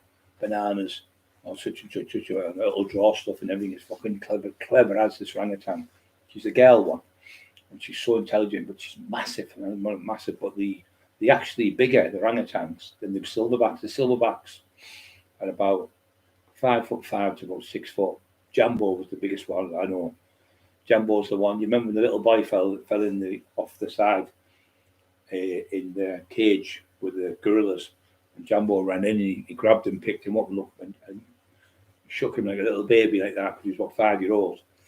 And then they darted him, and anyway, got him out. And he saved him, being killed by the other silverbacks. But they're gentle as hell. But the only thing they're really dangerous at, you can't stare one in the eyes. If you stare one in the eyes, they'll attack you. You know, they say don't look away and all that shit. It's fucking bullshit. If you stare a gorilla in the eyes, it's really offensive. Even wolves are the same.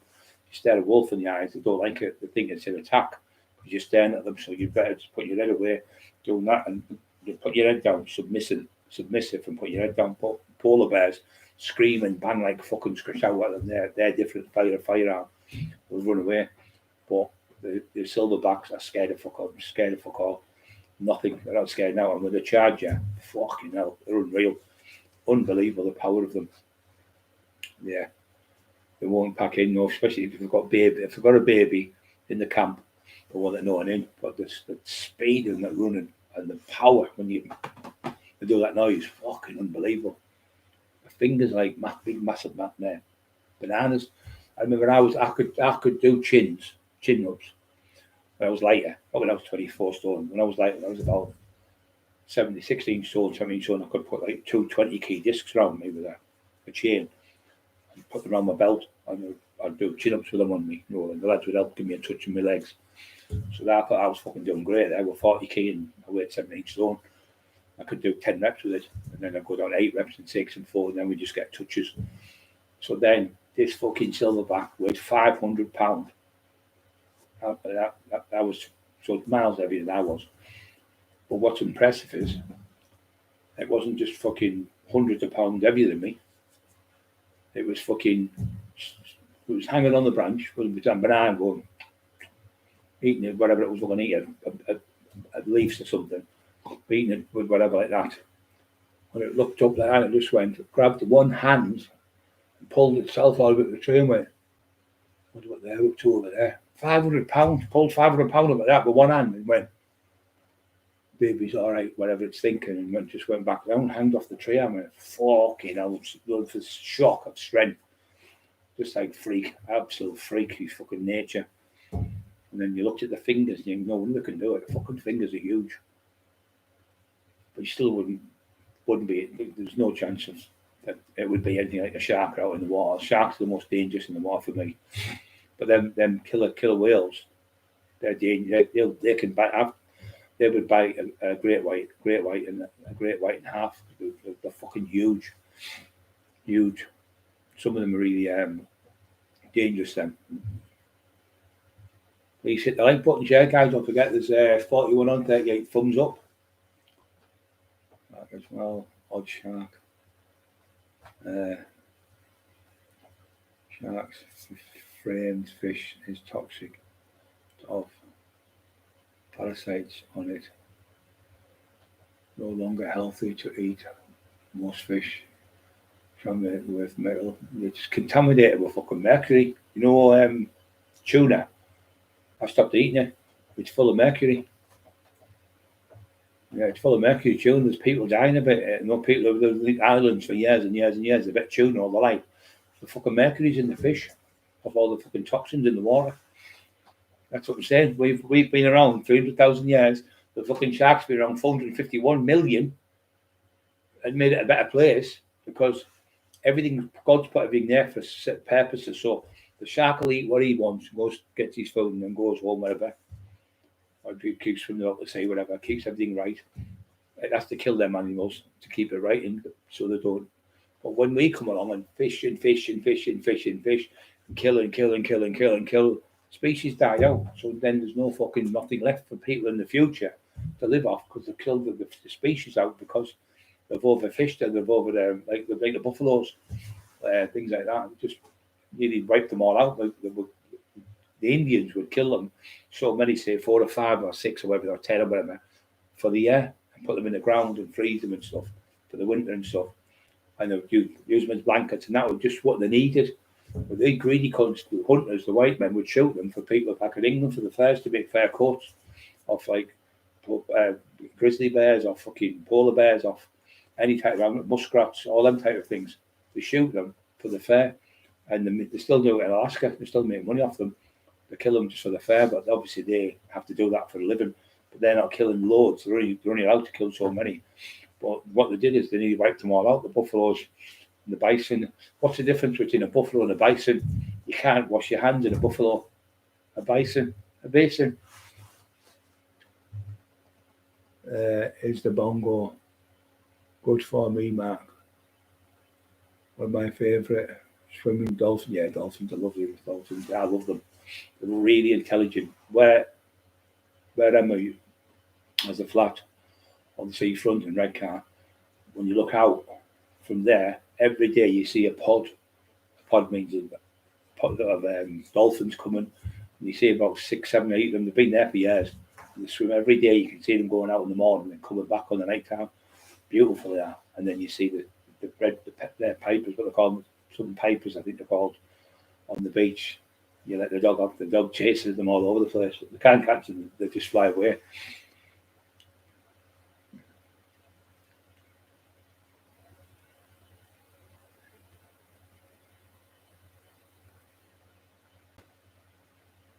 Oh, I wouldn't like to go out there jet skiing on a fucking with them fucking sharks. Fuck that. They take them, well, that's what they do. They take them out, don't they? Throw them in the fucking sea, don't they? The Mexican cartel, they just fucking oil them in the sea. And the sharks take care of them. They're just like dustbins and they clean everything. Take out the rubbish. I've seen them being in them cages, me, Mark. And I've seen them rip them cages to pieces and drag people out. Fucking kill people. They've dragged them out of fucking them big steel cages. And killed them. They don't realise how fucking strong the teeth are and the bite is unreal. And like I say, you've got no chance. Same as a dog. People think, like wolf, his bite's about 370 pounds or something. PSI, you haven't got a fucking chance. And the wolves, well, he's not a wolf, but that's what they're like, aren't they? They've got the long nose and they snap. They don't just go boom with Eli will grab you and that's you fucked on your leg. But wolves will go like wolf dogs, like Alsatians. They'll snap you all over and they'll snap your tendon in your leg. They'll snap your chest, bite your whole chest off here in one go, bite your whole jaw from one go. They'll snap, snap, snap, snap. Like Dobermans and Alsatians are the worst too for doing it. But that's what they're trained for. The fucking the guard dogs aren't they? And the guard type of thing, and that's what they're built with. And they've got this. They can run. Dobermans can run 34 miles an hour. You haven't got a chance. Wolf can run 30 miles an hour. The wolf dog. I think he could do a little bit more. I think maybe 31, 32, but they can run. You can't outrun one of them.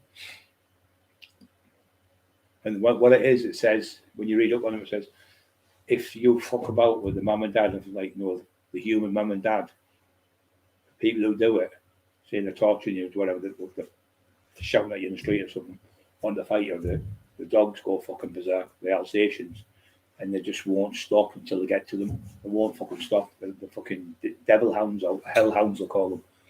If you ever look on it, I'll tell you. And you ever look on the write up, They said once you've got one of them Alsatian on you, it's like having a fucking hellhound on you. Side, great, right.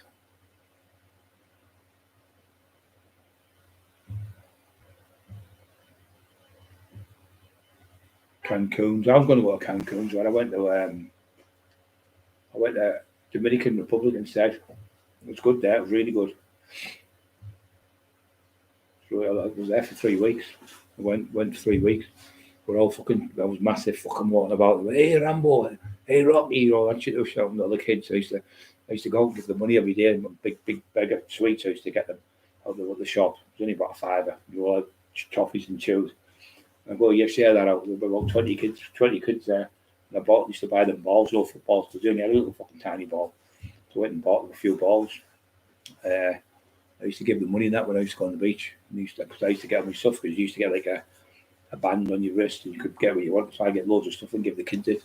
And the girls who used to work there, like the ones who were like cleaning the hotels and stuff, and the lads, see you get that in your pocket, and I give them a couple of quid. You know, like the lady who did the hotel for the 3 weeks, I give her 50 quid at the end of it. I said, he keeps it. Oh no, it's so much. I went, no, it's been really good to us. And every time she come around, I said, get that little drink in you.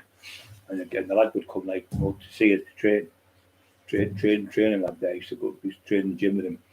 I used to get him a few drinks, and that was so always nice to be nice at it. But people used to get the cigarettes. But the thing is with the cigarettes, they spike them, what they do, they put acid in them. Like people deliberately put acid in them. People fucking off the tits. Seen people hallucinating on them. You get free cigarettes at the bar. I say they just spike them with a little bit of liquid of acid in, and then you see people fucking falling all over the place, getting drunk and making fools of themselves because it's the acid in the cigarette they put in the very bottom of the tip. Like that with you fucking spiked in another country. Fucking horrible. Fucking hell, Brian, great. White Sharks. You'll stand no chance. No, you've got no chance, mate. You've got no fucking chance. No one's got around. I say 451 million fucking years they've been around. We've been around 300. Look at the fucking state of the planet because of us. It's only because of us it's this. Everything in the ecosystem where that has to eat that. There's a frenzy. It's called a frenzy when they're attacking. There's a shark's frenzy where they go, and there's birds, seagulls eating smaller fish. Then there's other fish eating these other fish, and then there's dolphins eating this other fish. There's about 20 different species at this certain place where the sharks go eating them, and they all live. But if it wasn't for them all eating different things, there'd be too many. The fish wouldn't survive. So they all have enough to eat. And they just swim where we keep fishing and fishing. Oh, we've got 20 ton. You see them on the big fishing boats. Yeah, 300 ton. Let's get another 300 ton. And you think there's going to be no fish left the way they're going on. Where the animals just eat what they want. So they're full. That's them. They're not bothered. So don't take it up, put it in the freezer. Like what wolves do that. Wolves hide stuff.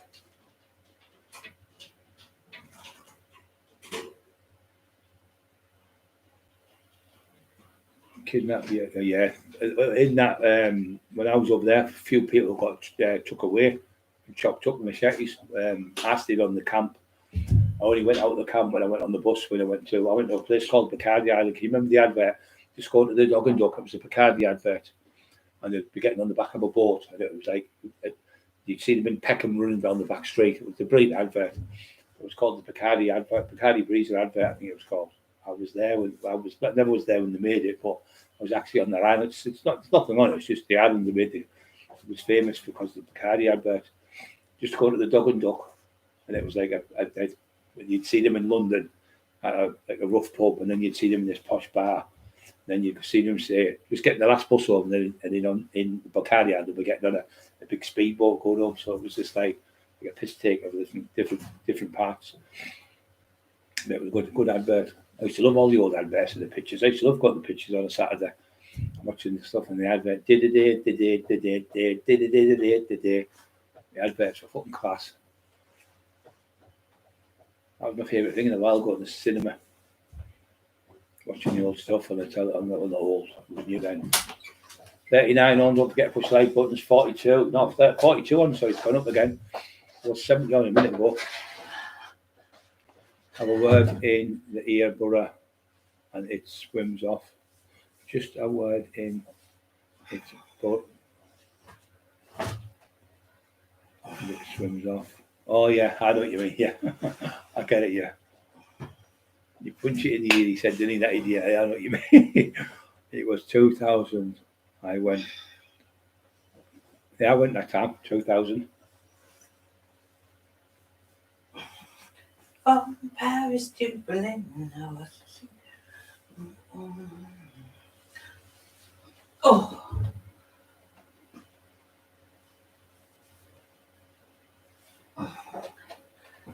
Yeah.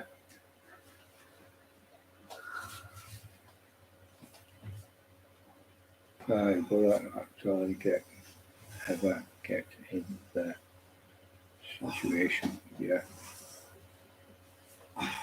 Just a punch of shark in the ear. Yeah, so they're dangerous, really dangerous, but you get these sneaky ones, don't you, like snakes. honey badgers are dangerous. Yeah, the honey badger are the most cleverest things on the fucking planet. Nothing clever than a honey badger. Has anyone watched Dynasties about the wolves?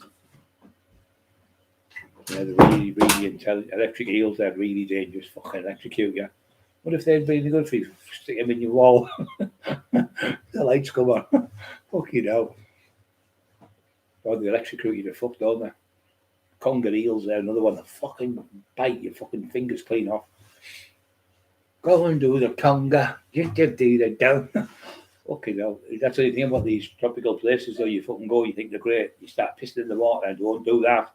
They've got things that swim up into your urethra and go into your tail, or women that swim into the vagina and go up in there and lay eggs. I know a girl, she was a friend of her family, and she was bad. She'd been to Cancun or Mexico. It was Mexico, wasn't it? Mexico she'd been.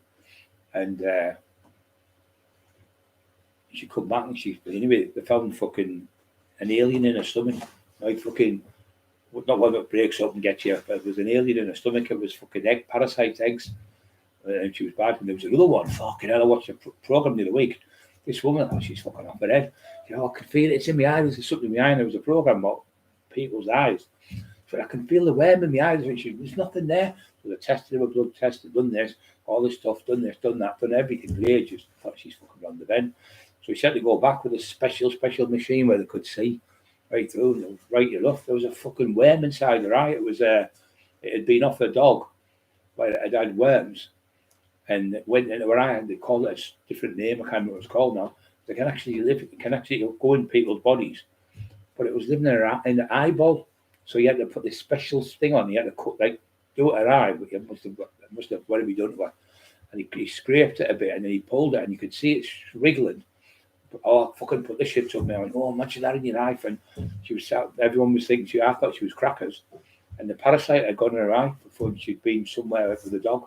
It was ringworm, I think it was, in her eye. Oh, fucking terrible for her. Imagine, I bet you wake up all the time, I think I've got it back again, you treat yourself, well, I would hate doing something like that, mate.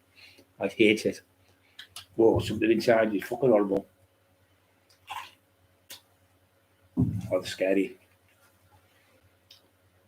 Eels, amazing how it makes electric. Yeah, you wait when you get the bill. Wait till you get the fucking bill, mate. It might be cheaper than the fucking what do you call it? Northern Electric. Or something. I watched a woman walking off on them structures in Mexico, and then blocks started hitting her. She apparently was walking on sacred ground or something. Oh yeah, they've got all them things where if you go to the wrong place, you get killed. They're not fucking. They still got them Peruvian places like that. They still fucking eat people there. They still kill people there. They still have. You get mad cow's disease. It's like mad cow's disease. It's called Jacob's disease. It's called. What it means is like mad cow's disease. So what they do, because they're eating, what they used to do is they used to eat the humans.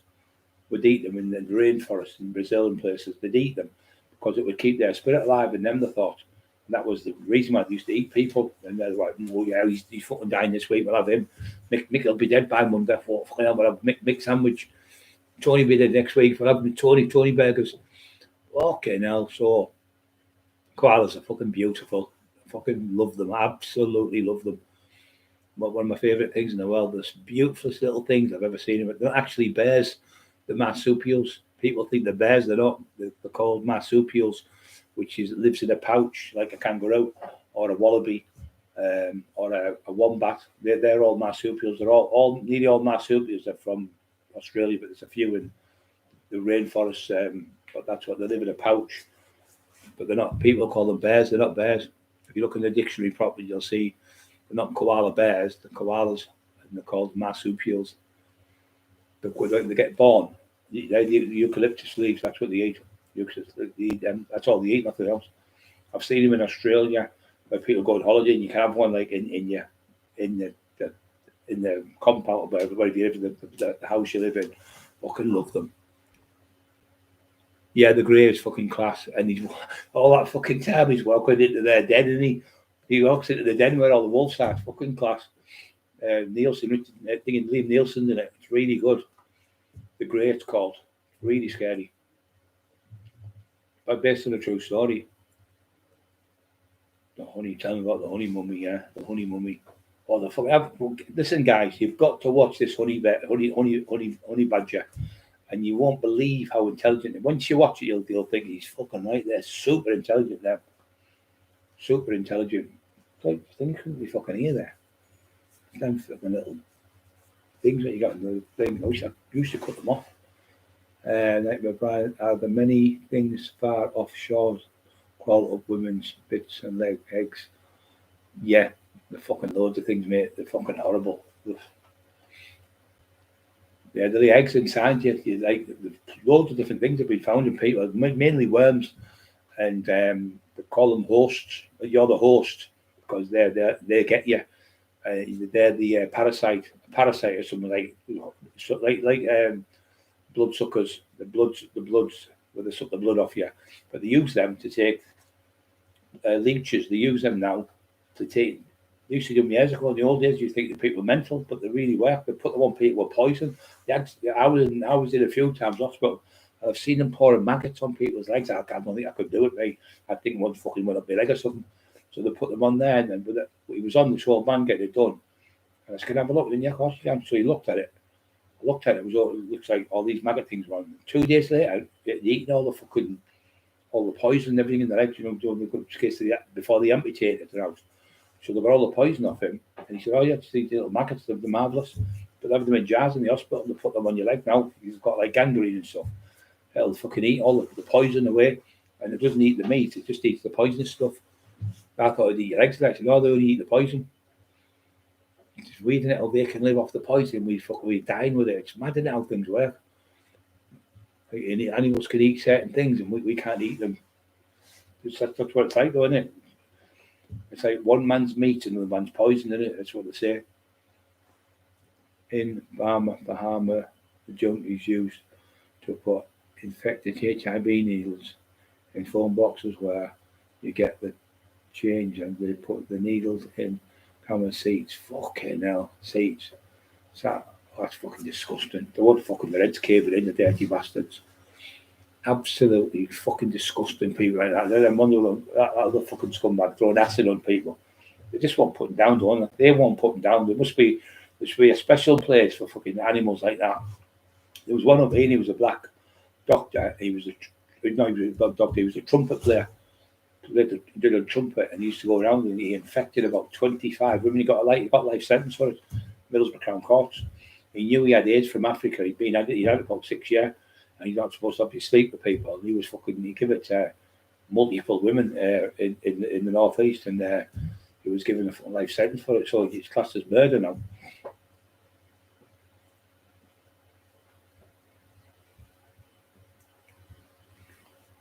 Yeah, they lay eggs under the human skins. That's horrible, mate. The worst one is when they go up the people's tail. They're like, oh, swimming there. And the eggs inside your thing for. Could you imagine that? Fucking, it'd be horrible. All you do though is you get antibiotics. But you need to know what it is. So they put in the hospital and checked her, And she's like with that parasite thing in her eye. It was a tiny worm. It looked like just tiny white, but it was like glass. It looked like glass, like through it. And they pulled it out, and it made me fucking going on, you cringe like that, fucking right through me it went. But I thought she was round the bend. I thought she's got mental health problems. And I kept watching it in the end, but they pulled it out of her eyeball. Oh, fucking horrible. They made the eye look bigger, the worm look bigger than it was though. But I thought, imagine that being in your eye, fucking hell. 1, 2, 3. Munchies freedom tonight. I think you've got the Munchies freedom. You on that fucking stuff. Fucking he's got the munchies because he's on them fucking down. He's beyond. Honey badgers, even tigers will not mess with them. No, they don't. That's what I said. They'll attack lions, tigers, anything. They don't give a fuck. They're the scariest thing. One of the scariest fuckers going. They just look like so friendly. They're little bastards. Like they're the same as Tasmanian devils. They'll just all attack you about 20 or 30 and bite like fuck out you. And like I said, the fucking bite on them's unbelievable. Take your finger clean off. But they're only little Tasmanian devils. Tasmania are from like Human said, they have got a cancer disease where they've been trying to treat it for years. Yeah, they still use leeches. Yeah, they still use them here as well. They use them here now, leeches. I've had fucking loads of leeches around my house, 2-legged ones. Can you lend me this? Can you lend me that? And you never fucking see them again.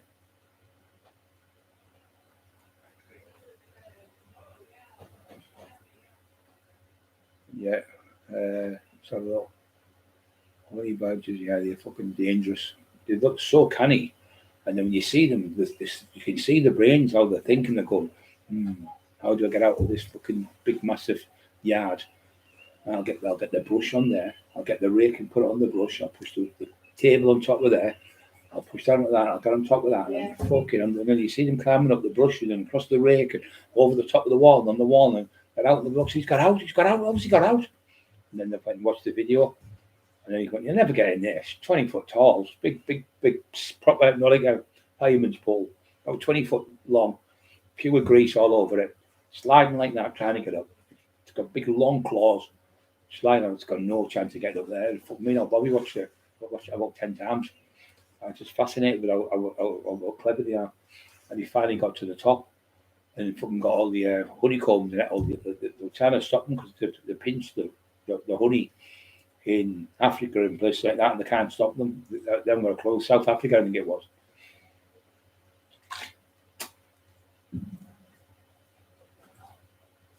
I don't like them countries over. I remember being in Grover. I was telling you, I come round the corner to see my mate Michael, and there was a dog there. It was a chow dog. It was a fucking mess. It was all matted and everything, and this lad booted it. Fucking move, he said, move it out. Here, mate. I went, boom, left hook. I fucking knocked him right over the wall.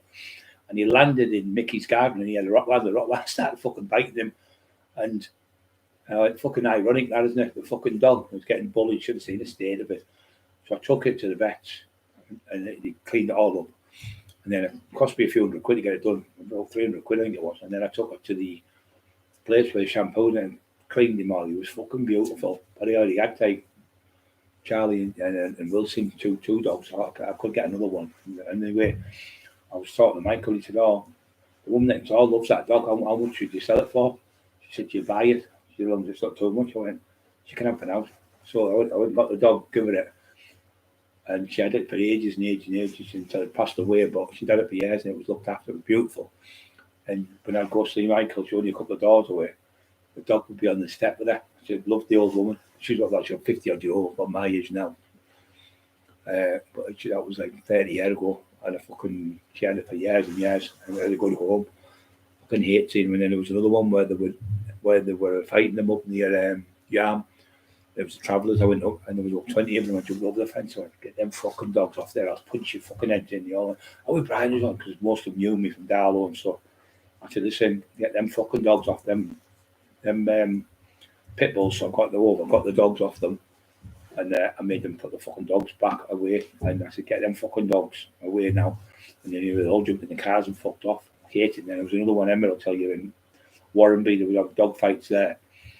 I've got it there, and I've chased the fucking lot of them out there. I actually phoned the RSPCA. I said, fuck you, so I don't give a fuck. You can call me a grass if you want. I'm not having you fucking having 2 dogs fighting to the death just for you to make money, you fucking cowardly shit. You fight me now, you daft cunt. Oh, there's no need for this, they're only dogs. I went, I'll fucking strangle you, cunt. So I grabbed him. And the other one to come over, and I was massive then, about 24 stone. I grabbed him, shook him, and I went, no, leave it. He said, well, just leave it. The lad shit himself. They didn't know me, these are the ones who were from out the town, but they're bringing dogs through to fight on a Saturday. And what they used to do is they'd bring another dog. It was like a weak little skinny thing. And they'd have the pit bull fight it and kill it, so give it more bottle. I thought, you fucking horrible, like a little skinny dog, really weak, so the pit bull would kill that and it'd give it more bottle to fight another dog. So they use these other dogs as like to make them give them more like weak dogs to put in with them, so they know they'll beat them. So when they come up against another big dog, the pit bull with a pit bull, they've had 3 or 4 fights, so they've got more bottle then. Oh, you horrible bastards. I was fucking raging with them.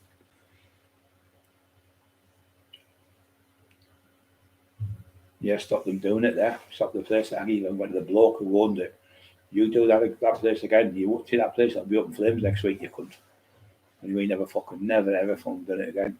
You ended up being friends with the guy. I done the security for the garage for them. You ended up getting a massive garage down there. Selling like a scrapyard, sorry. Yeah, them mild parasites are fucking horrible.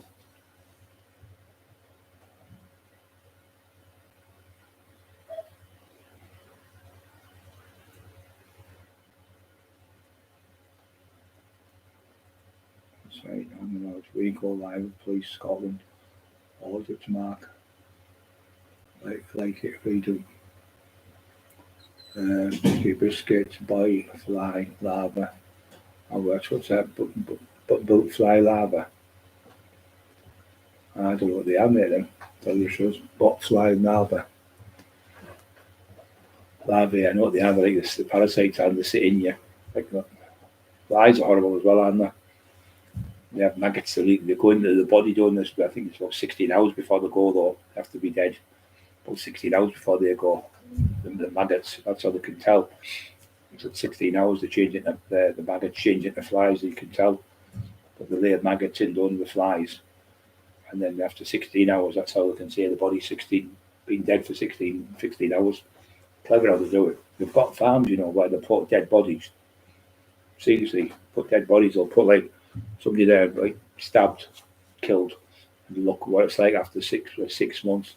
Go back 6 years later and 5 years now. So they keep going and taking pictures, and it's helped them to find people. And it tells you what the condition they would be in.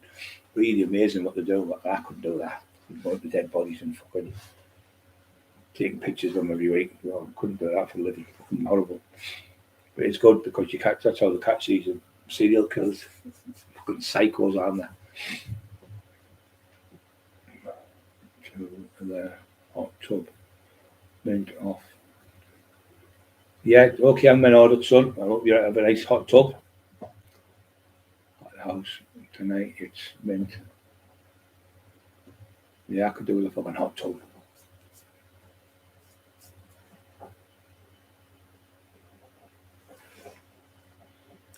And the dogs. Yeah, we're okay. Stephen Gibbons, I hope you're okay, son. Just popped in, I just noticed you there. To be at the top. Seems anyone asking out our house tonight, it's the top tub. Please hit the like buttons, Freedom Sane. I'm going to watch your video tomorrow, Handmark. Yeah, I'll have a look at that. I'll subscribe to that and have a look. Rich Tea Biscuit 78. Market amazing. How speak Russian, give chap car insurance. Meerkats, I know, I think it's fucking a meerkat. I speak Russian. I talk Russian. Yeah, I know the fucking keep selling all that fucking insurance. No, one of the fucking insurance has gone up with my car.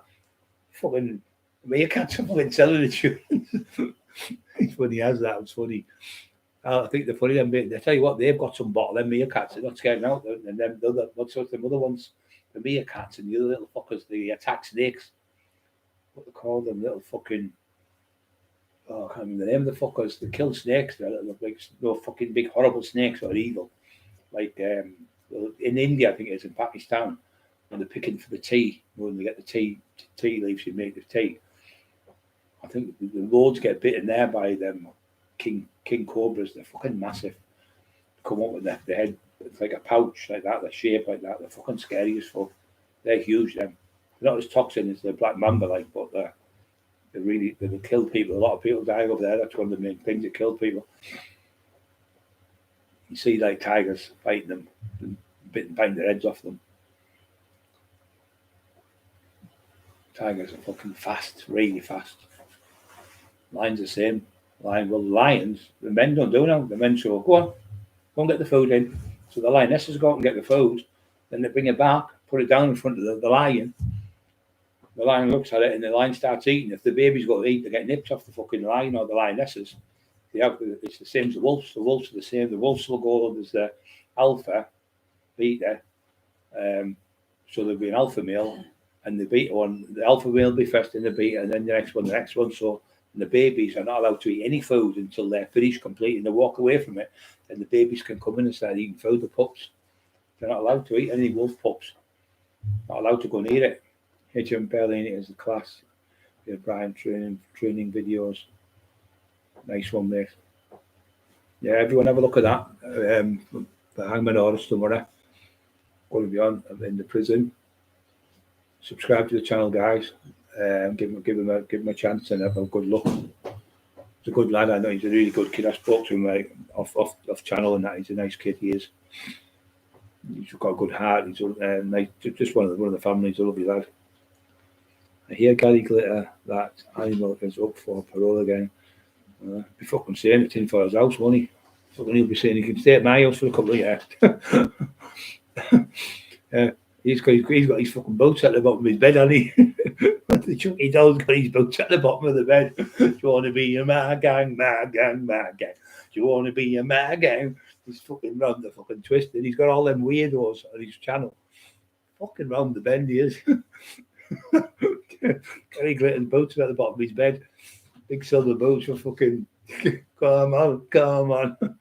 Fucking weirdo, isn't he fucking hell. The meerkat's amazing how they can speak Russian and sell insurance. No one of mine fucking throws it over, I'm going to strangle them. What they call them, not meerkats, the other ones, mongooses, that's it, the mongooses. Their fucking bottles unbelievable. Little fuckers will knock you in. Fighting snakes, they're immune. They can bite them so many times. I think it's 5 or 6 times, or maybe the 7th time kills them. I've seen mongooses fucking fighting big, massive snakes. They fucking never give in. They're like lightning speed. Oh, yeah, I love them, little mongooses.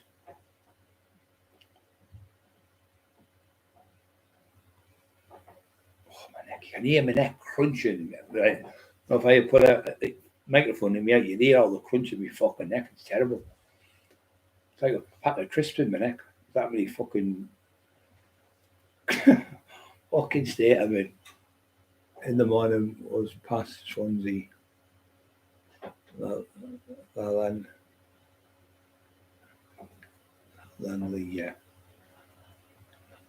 is that the place where the nuclear bombs are? Langley, or is that America? That I'm not sure. Langley's America. It's that's the place where they have the Pentagon Langley in it. And it weird how they have the Pentagon, a five-point star, which is the sign of the devil, the goat. The sign of the five stars is the sign of the devil, the goat, and it's got the Pentagon.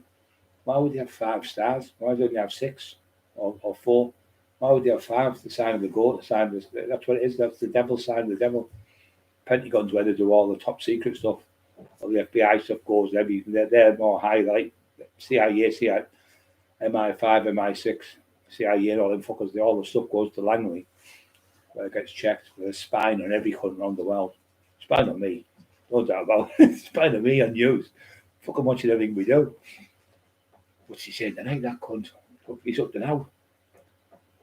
But training videos are brilliant bar when he's doing his squats. Oh yeah. I did more than that. That was me when I'd hurt my knee. I was squatting 9 plates. I could get 9 plates, but I couldn't get reps. I could only get 1 rep with it, which was 382 kilo. I think that was my best squat.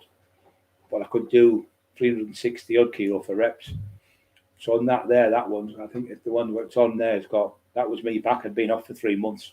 I'd only been back about two or 3 weeks, and I started.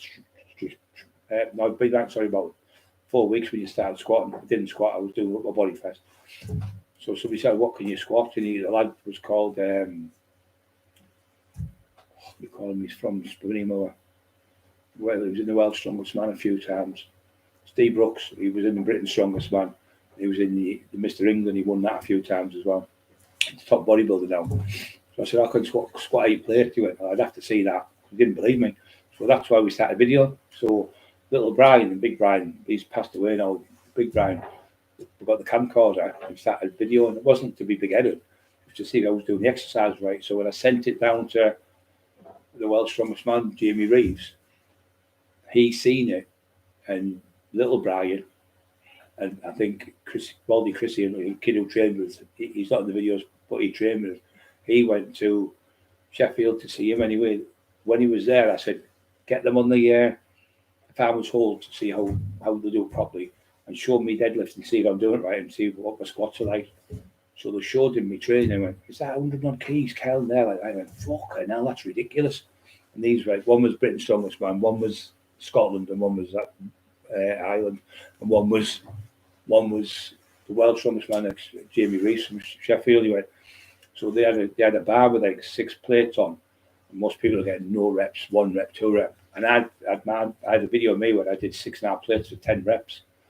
So the video, so he's just done 10 reps. Yeah, the record's 10 reps for 6 plates. He's just done 6.5, so 20 key ahead.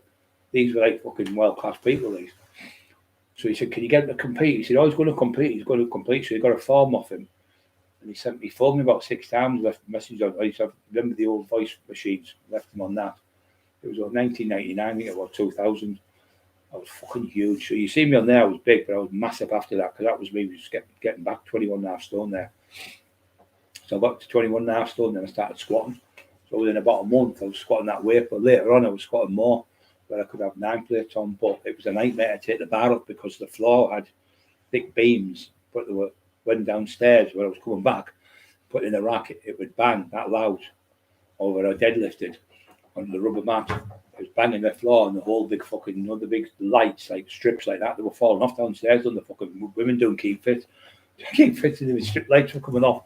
So I had to stop deadlifting them. So what he done is he started doing it downstairs on there. It was concrete. So he built another gym downstairs for me to train on. And I was doing three plates each end upright row. Kev Kilty was there. And then I joined the gym. Fucking super strong I was. But that squat, I think, is 322 kilos, I think it was. So 660 pounds. I think it's about 700, just under 700 pounds. But when I'm standing pressing, I've got, I think they weighed about 11 stone each, 11, 12 stone each, the dumbbells. And I pressed them, and you don't always lock out because you can hit your things, and that idiot didn't think I was going, or anyone could pick them up. They're nearly 12 stone each, the dumbbells. So they could, like, so I picked that, say, 24 stone, pressed them above your head with 2 dumbbells. He couldn't even pick them off the floor, still he couldn't. Then I'm doing side laterals like that with 35 key dumbbells. People would struggle to bench press 35 key dumbbells. And I was side lateral doing it. Going, there's only 5 keys and all that shit, that jealous fucker. But anyone who can see who's trained, you can see what I'm lifting by the fucking Olympic bars bending. But I've got more videos to go up on there. Emma's got some more to go up.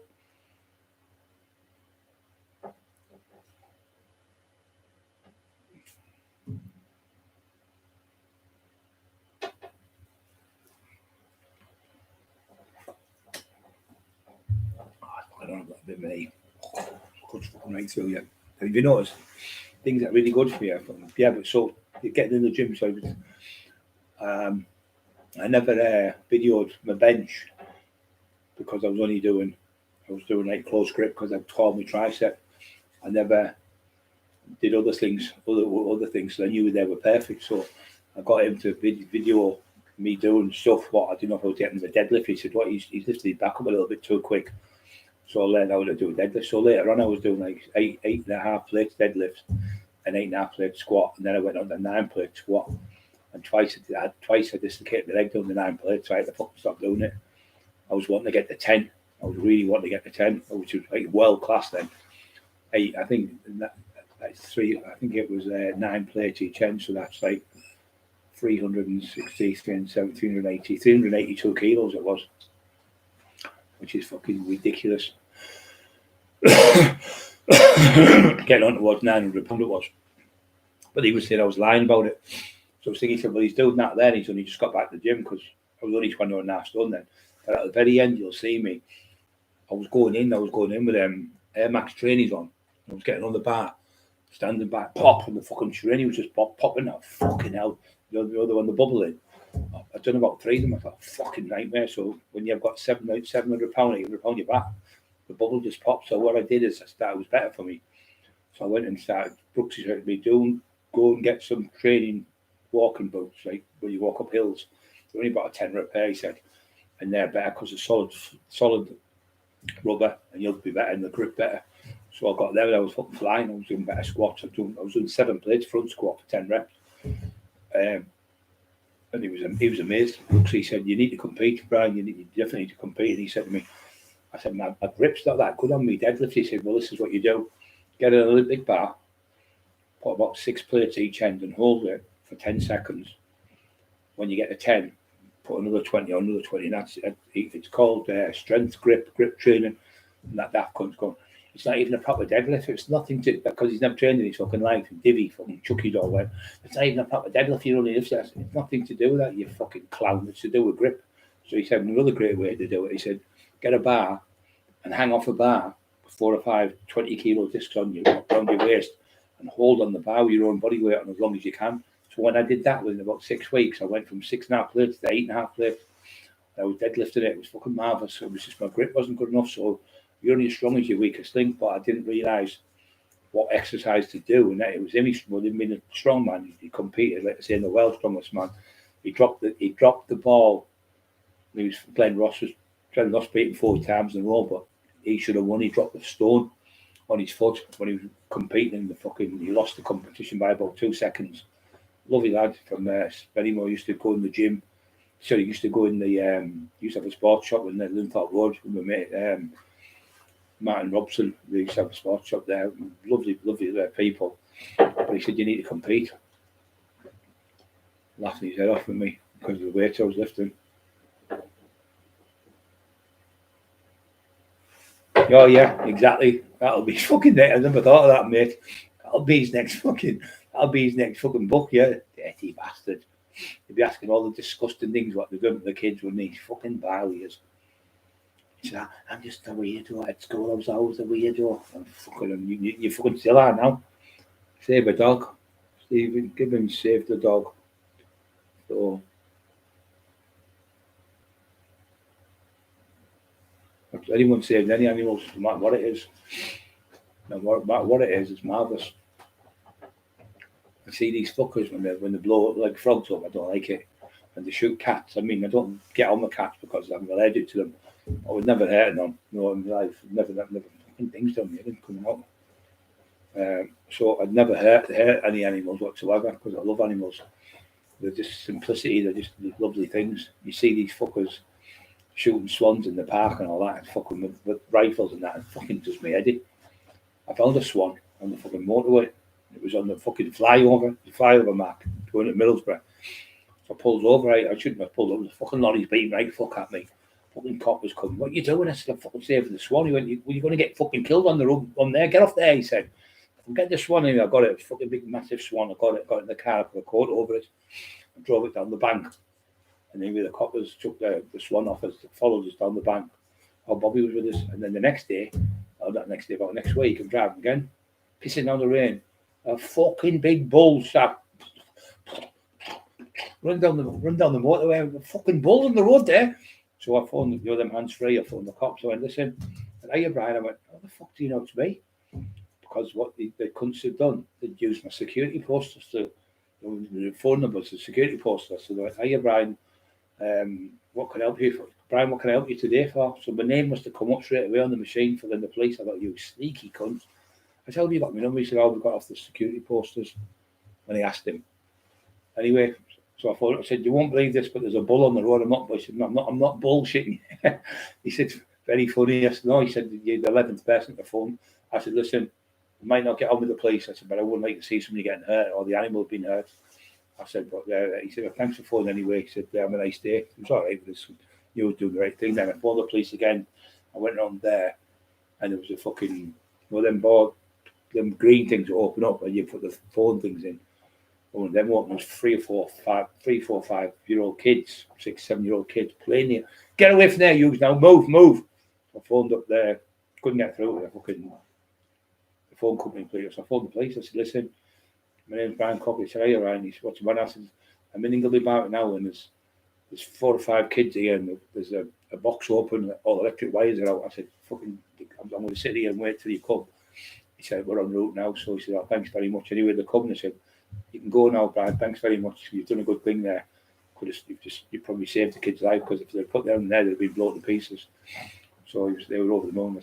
You know, it's nice to be there. You've got to fucking phone the police things out. People raping people fucking molesting people and abuse them. That's not being a grass. A grass is when you just go and do a job to get achieved, do an armed robbery, and you get away. And then you'll get caught to find your DNA. You went, oh, Tommy was with me and Johnny was with me, Andy was with me. That's a grass. That's not a grass when you're fucking someone who's raping some woman or murdering women or fucking sexually abusing children. That's being a proper civilized human being and being a caring human being. That's not grassing, is it? Fuck. People are saying nonsense kids and that. I got caught all day long against the cunts and getting the cunts' lives off for 1,000 life sentences. They won't put them away forever, the dirty cunts, because my opinion is these paedophiles, once they do it once, they've got the taste for it and they'll just keep doing it. They can't help themselves. They're mentally fucking deranged. Totally mentally deranged. Even think about like that. If that was me, even something like that, I'd just kind of go and shoot myself in the fucking head. You know, if you ever thought of them things like that, I just don't know where they come from. Smoke it now, so all is good. Giving you not smoke it now, so all's good. We don't half miss it, mate, but. Sorry, missed tonight, people. I'm in club. No volume. Paying my subs bit popped. I'm too like the channel. Don't worry about it, mate. Rock. You're right, son. Just enjoy yourself. You're out having the night out, mate. There's nothing wrong with that. You're having the night out.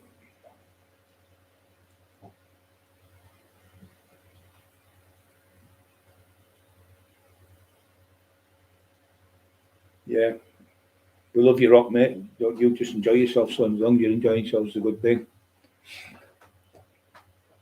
Yeah, people are allowed to go out. People are allowed to have a drink. It's when you go out and you have drinks and you keep getting in trouble. You should turn and say to yourself, I can't fucking go out here. I'm getting in trouble every fucking night. I'm going to get myself locked up. You get people, and they're the nicest people in the world. Oh, he's fucking Joe. He's fucking Charlie such and such. Oh, my God. Fucking, I'd rather have a fight with Mike Tyson. It's fucking nightmare. See you, pal. All Scottish are the fucking worst. See you, big man. Aye, see you. I'm like, me and you like me. We're like pals, aren't we? We're pals, aren't we? I could beat you, you know. I could beat you. Come on, me and you, 1-on-1. And you're looking at him, you can just push him over the fucking slap him a bit of wind. I could beat you. About 70-year-old jumping them out. Like, I couldn't even move. I could have beat you 10 years ago. I could, yeah, fuck. You couldn't have beat me 30 years ago, you silly cunt. And then Bud's on the door laughing. And he'll come like fucking mortal drunk. And the next day you see him not sober and can't remember fucking what he's done. I could have beat you, you know. I could have done you easy. I could have done this and I could have done that. All the lives that say that done, it could have been that, could have been this, could have been that. And never been nobody. Fucking full of shit. I used to come on the night time with Leo's. I said, oh, for fuck's sake. And see him again. No, you don't have Scotch Brian. I used to call me Scotch Brian then. Then we knew where to come down. My family was still with family for years, see. Yeah, Rock, have a great night. Yeah, same here, mate, Rock. Just enjoy yourself, son. We're all here for you, you know that anytime. We're all here together, all of us. As a family. Yeah, there's no need, Pats, you're right. There's no need to hurt any animals whatsoever. I went mad the other month with somebody. I found out somebody shot the fucking, in the Tees River, shot a bag of fucking pups in the river, and some of them still got saved. And I said, what the fuck are you doing? I said, listen, anybody out there who's got a dog and it's been caught, or a kitten, don't be shy and don't be embarrassed to phone up the RSPCA. You will not get in trouble. They're there to save and protect animals. Right? Any animal, you phone them up and they'll save the animal. They'll take the dog when they have the pups. They'll take the pups for you and rehouse them and give them homes. The RSPCA don't put any animals down unless they're poorly. They don't ever get the police on you and get you done for cruelty. They don't do it unless you've catch you doing it.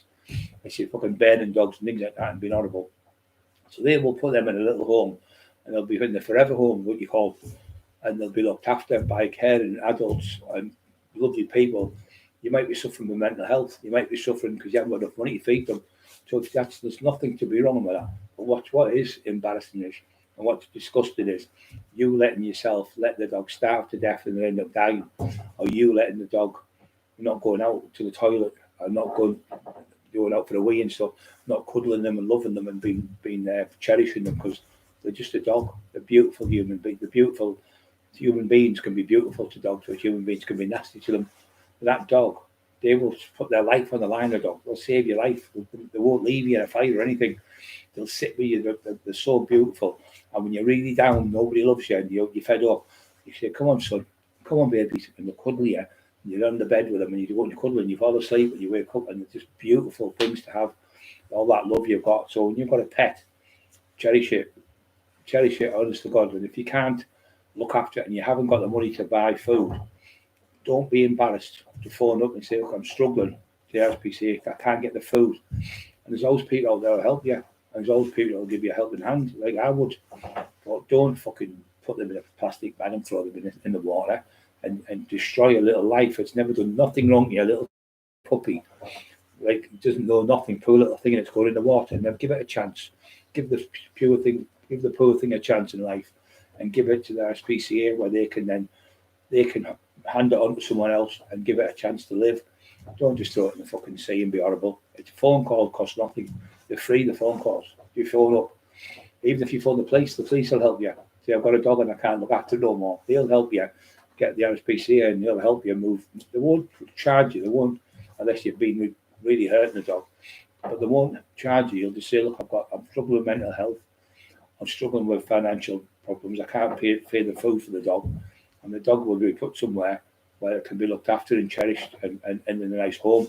But just for the sake of one phone call, all it is, be a human being. Don't be an animal. Gets on my nerves when I find out when people do things like that.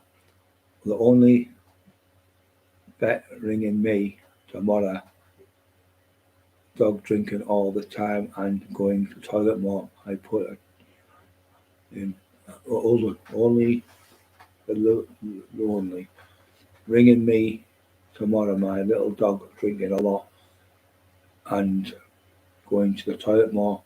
Sounds like a urine infection. That tract infection, or it could be kidneys. Could be a few things. Could have diabetes even. When you drink a lot, diabetes is one of the ones, but one of the main ones could be a kidney infection, like a urinary tract infection, UT, something that's called urinary tract infection. They seem to go to the toilet a lot more, but when you have diabetes as well, but it's one of them things. But they'll probably get antibiotics for it, they'll take it away.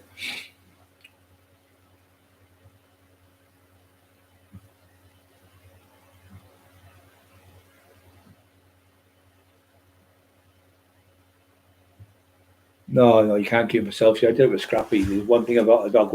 When they said to me, he'd only just got the illness about 2 or 3 days. He had cancer, and he had a big, massive tumour. And she said it's massive inside. She said it's going to burst, and he'll die and he'll bleed all off. I'm not bothered about the blood and things like that. I said, but she said, how long would I have him if I never put him down? She said, well, you might have him today. He might die today. He might die in the next 2 hours. He might die tomorrow, but he'll die. The longer you have him, he's going to have an excruciating death. I thought, fuck that. There's no chance. And that was fucking heartbroken. He was just under 11-year-old. And he looked at me. He said, "Dad, let me go." I could see in his face he was gone. When he was in the living room, when he was upstairs with me, I was on the bed. And every day he'd come to the bed and he tried to get on the bed and he fell off the bed. Never done that in 11 years. What the fuck's wrong with him? What's wrong with you? So then he fell again. I went, what's wrong? I started nearly crying like that, tears in my eyes. And then I put him near that. Get up, Ungawa, because Ungawa is Tarzan, the cheetah. So I taught him that, Ungawa. So he jumped up and got a little drink. I thought, good boy, you're going to be all right. I put my arms around him, let go of him. And he looked at me like that with his eyes. All his eyes went funny and he fell again. And I phoned the vet. She said, oh, it sounds serious. I went, oh, please, God, please, no, please. Really, really. I had him since he was 7 weeks old, tiny little pup. And like he was a baby. See, when we got him, he was in bad health. When he had Wolf, he was infested with fucking worms. It took us about 4 weeks to get rid of the worms. I've never ever in my life seen so many worms. It was like big pieces of spaghetti. And I sat out for about 4 days. I wouldn't go to sleep. I was fucking exhausted. And Emma sat out for a few days with him. Totally exhausted. I was crying all the time. Come on, Wolf. He was crying all the time, all the way through. He's crying. And anyway, I got this stuff, pink stuff. Emma got it, and we put it in, for worms. And within about so many hours, like I think it was about a day, the bag, we had a bag, and I got them. And anyway, he was pulling on the floor, and I was picking them up, and then spraying it with this thing, like the Dettol and stuff to make sure it was clean, and then clean it all. And then put them in a bag, and then in a paper bag, and then put them in the toilet, flush them down the toilet, not leave them in a bag in the kitchen in case you got them. And then done it again it was about 4 weeks before we got rid of all these worms. I've never fucking known so many worms in my life. In a dog, I've had dogs where they've had little worms. These were fucking just like that massive long. Oh, it was fucking horrible. Oh, it was 4 days on the bed. He's laying on the bed and I was sat with him because you've got to watch because they can lick your face. You can catch them. You can catch them yourself. Ringworms and stuff. Tapeworms the worst one if you get that, but all you need is antibiotics. They give you the certain antibiotics, wipes them out. But I had this stuff that was really expensive. I got it about 20 odd quid. So give me pink stuff and give me a little bit more, and then loads more. So we had to buy more of it. And we just thought, fuck it, I don't care if it's £1,000 to save, I'm not fucking bothered. Even if I have to sell my house, that's what I said to the vet. Scrap me, I said, even if I have to sell my house to save him, I'll save him. I can't help you. See, the last thing I said I didn't want to do was suffer. So Scrappy looked at me, and when she took him out, she put him on his lead. I said, she said, do you want his lead? I went, no, I don't want his lead, because obviously that was his lead. Let him take it with him. So obviously they'll probably give it to somebody else. But I couldn't look at the lead. Every time I see the lead, I'd be crying. See, so every day I get up, I still look for him on the left hand side. Put my hand down like that. He's not there, obviously, but it's one of the things I did every day. And he went, Scrappy, that video, and he'd just jump up and go paw me, and then jump on the bed with me and watch the telly while we're watching the day, and watch a bit of telly on the bed for a bit before we get up. And then I'd have little snacks for him on the side, and that. Yeah, it was classy. It was. I'd put them in my mouth, get it, put them in my mouth, hold it in my teeth, and he'd get out of my mouth because he used to eat off me, and he'd bits of meat. He wouldn't eat nothing unless it was in my mouth first. And once I give him out of my mouth, he would eat the bowl of food. That was to stop people poisoning him. Yeah, you can't keep your dog for selfish reasons because, I mean, they're lucky dogs in a way because they get put under and they haven't got a fucking clue. They haven't got a clue. They just get a needle put in and fall asleep. They don't. Oh, you're going to kill me. Well, we know you're going to get put under. But tell you what, if my dad could have got put under when he was bad, I would have rather get him put under. And it sounds horrible. I think they should be doing to a lot more people. You know, they're suffering with cancer and stuff. If I was like that, I'd want him to be put under. I'd just say, can you just fucking stick a needle in me when we go to sleep? Because you see people in agony. I don't think you should. We can do it with dogs, but we can't do it with humans. I think it's fucking cruel. I think the law should be changed. Euthanasia. What's that? What's fucking euthanasia got to do with anything? Euthanasia. 13 female Jack Russell. I love Jack Russells. They're absolutely beautiful. I love all dogs. Any dog, no matter what they are, I love them. There's no bad dogs. There's only bad parents. Only bad people that have them. All dogs are lovely. I remember someone, she had a dog for 22 years, I think it was 24 years, by Jack Russell. I remember we were playing football. My Uncle Frank was playing, he played for Man U. But he was playing like for the Works, he worked for British Steel, he was playing for the Works. We were on the field playing and the fucking dog ran and I said, go on Jack, score son. And everyone was laughing like fuck. Then he got the ball, he was running on the field with the ball, playing with the ball with Jack Russell. It was fucking hilarious. I said, yeah, It's a penalty, Jack Russell. Get off the ball. Everyone was laughing on the field. Yeah, so I put him under.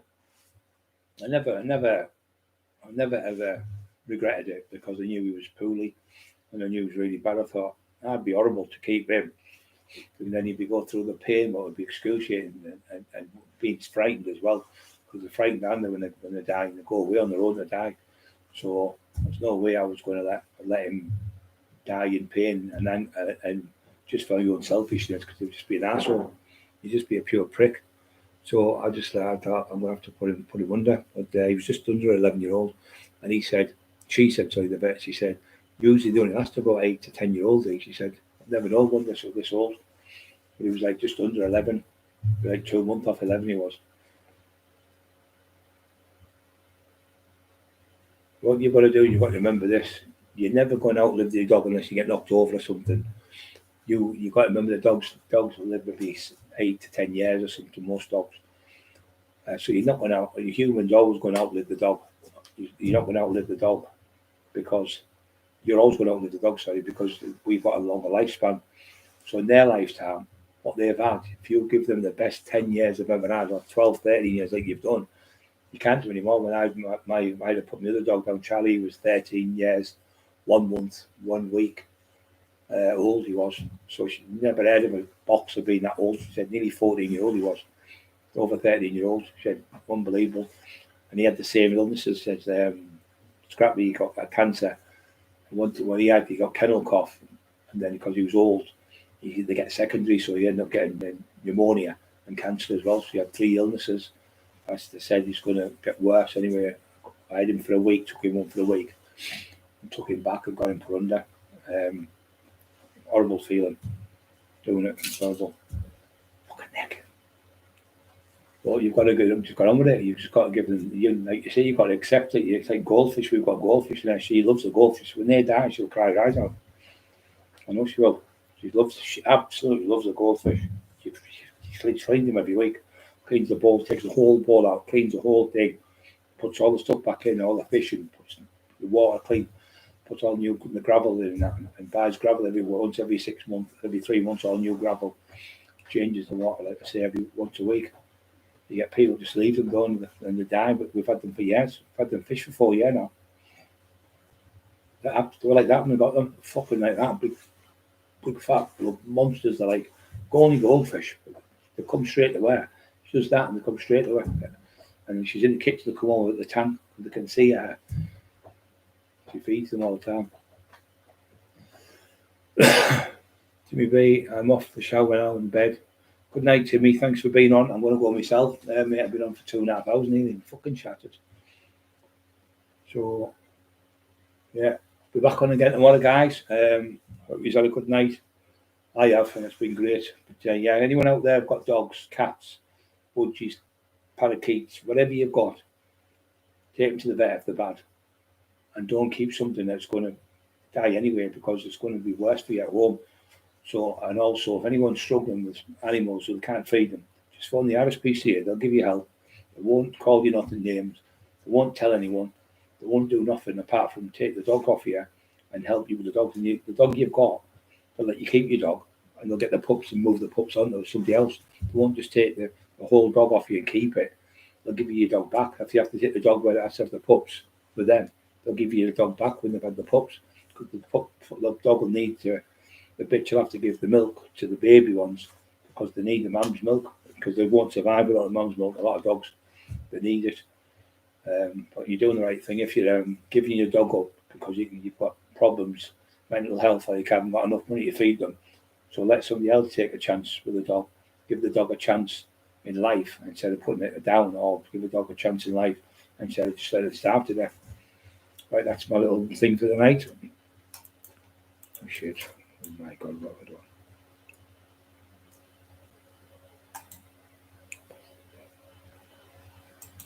My hands are terrible.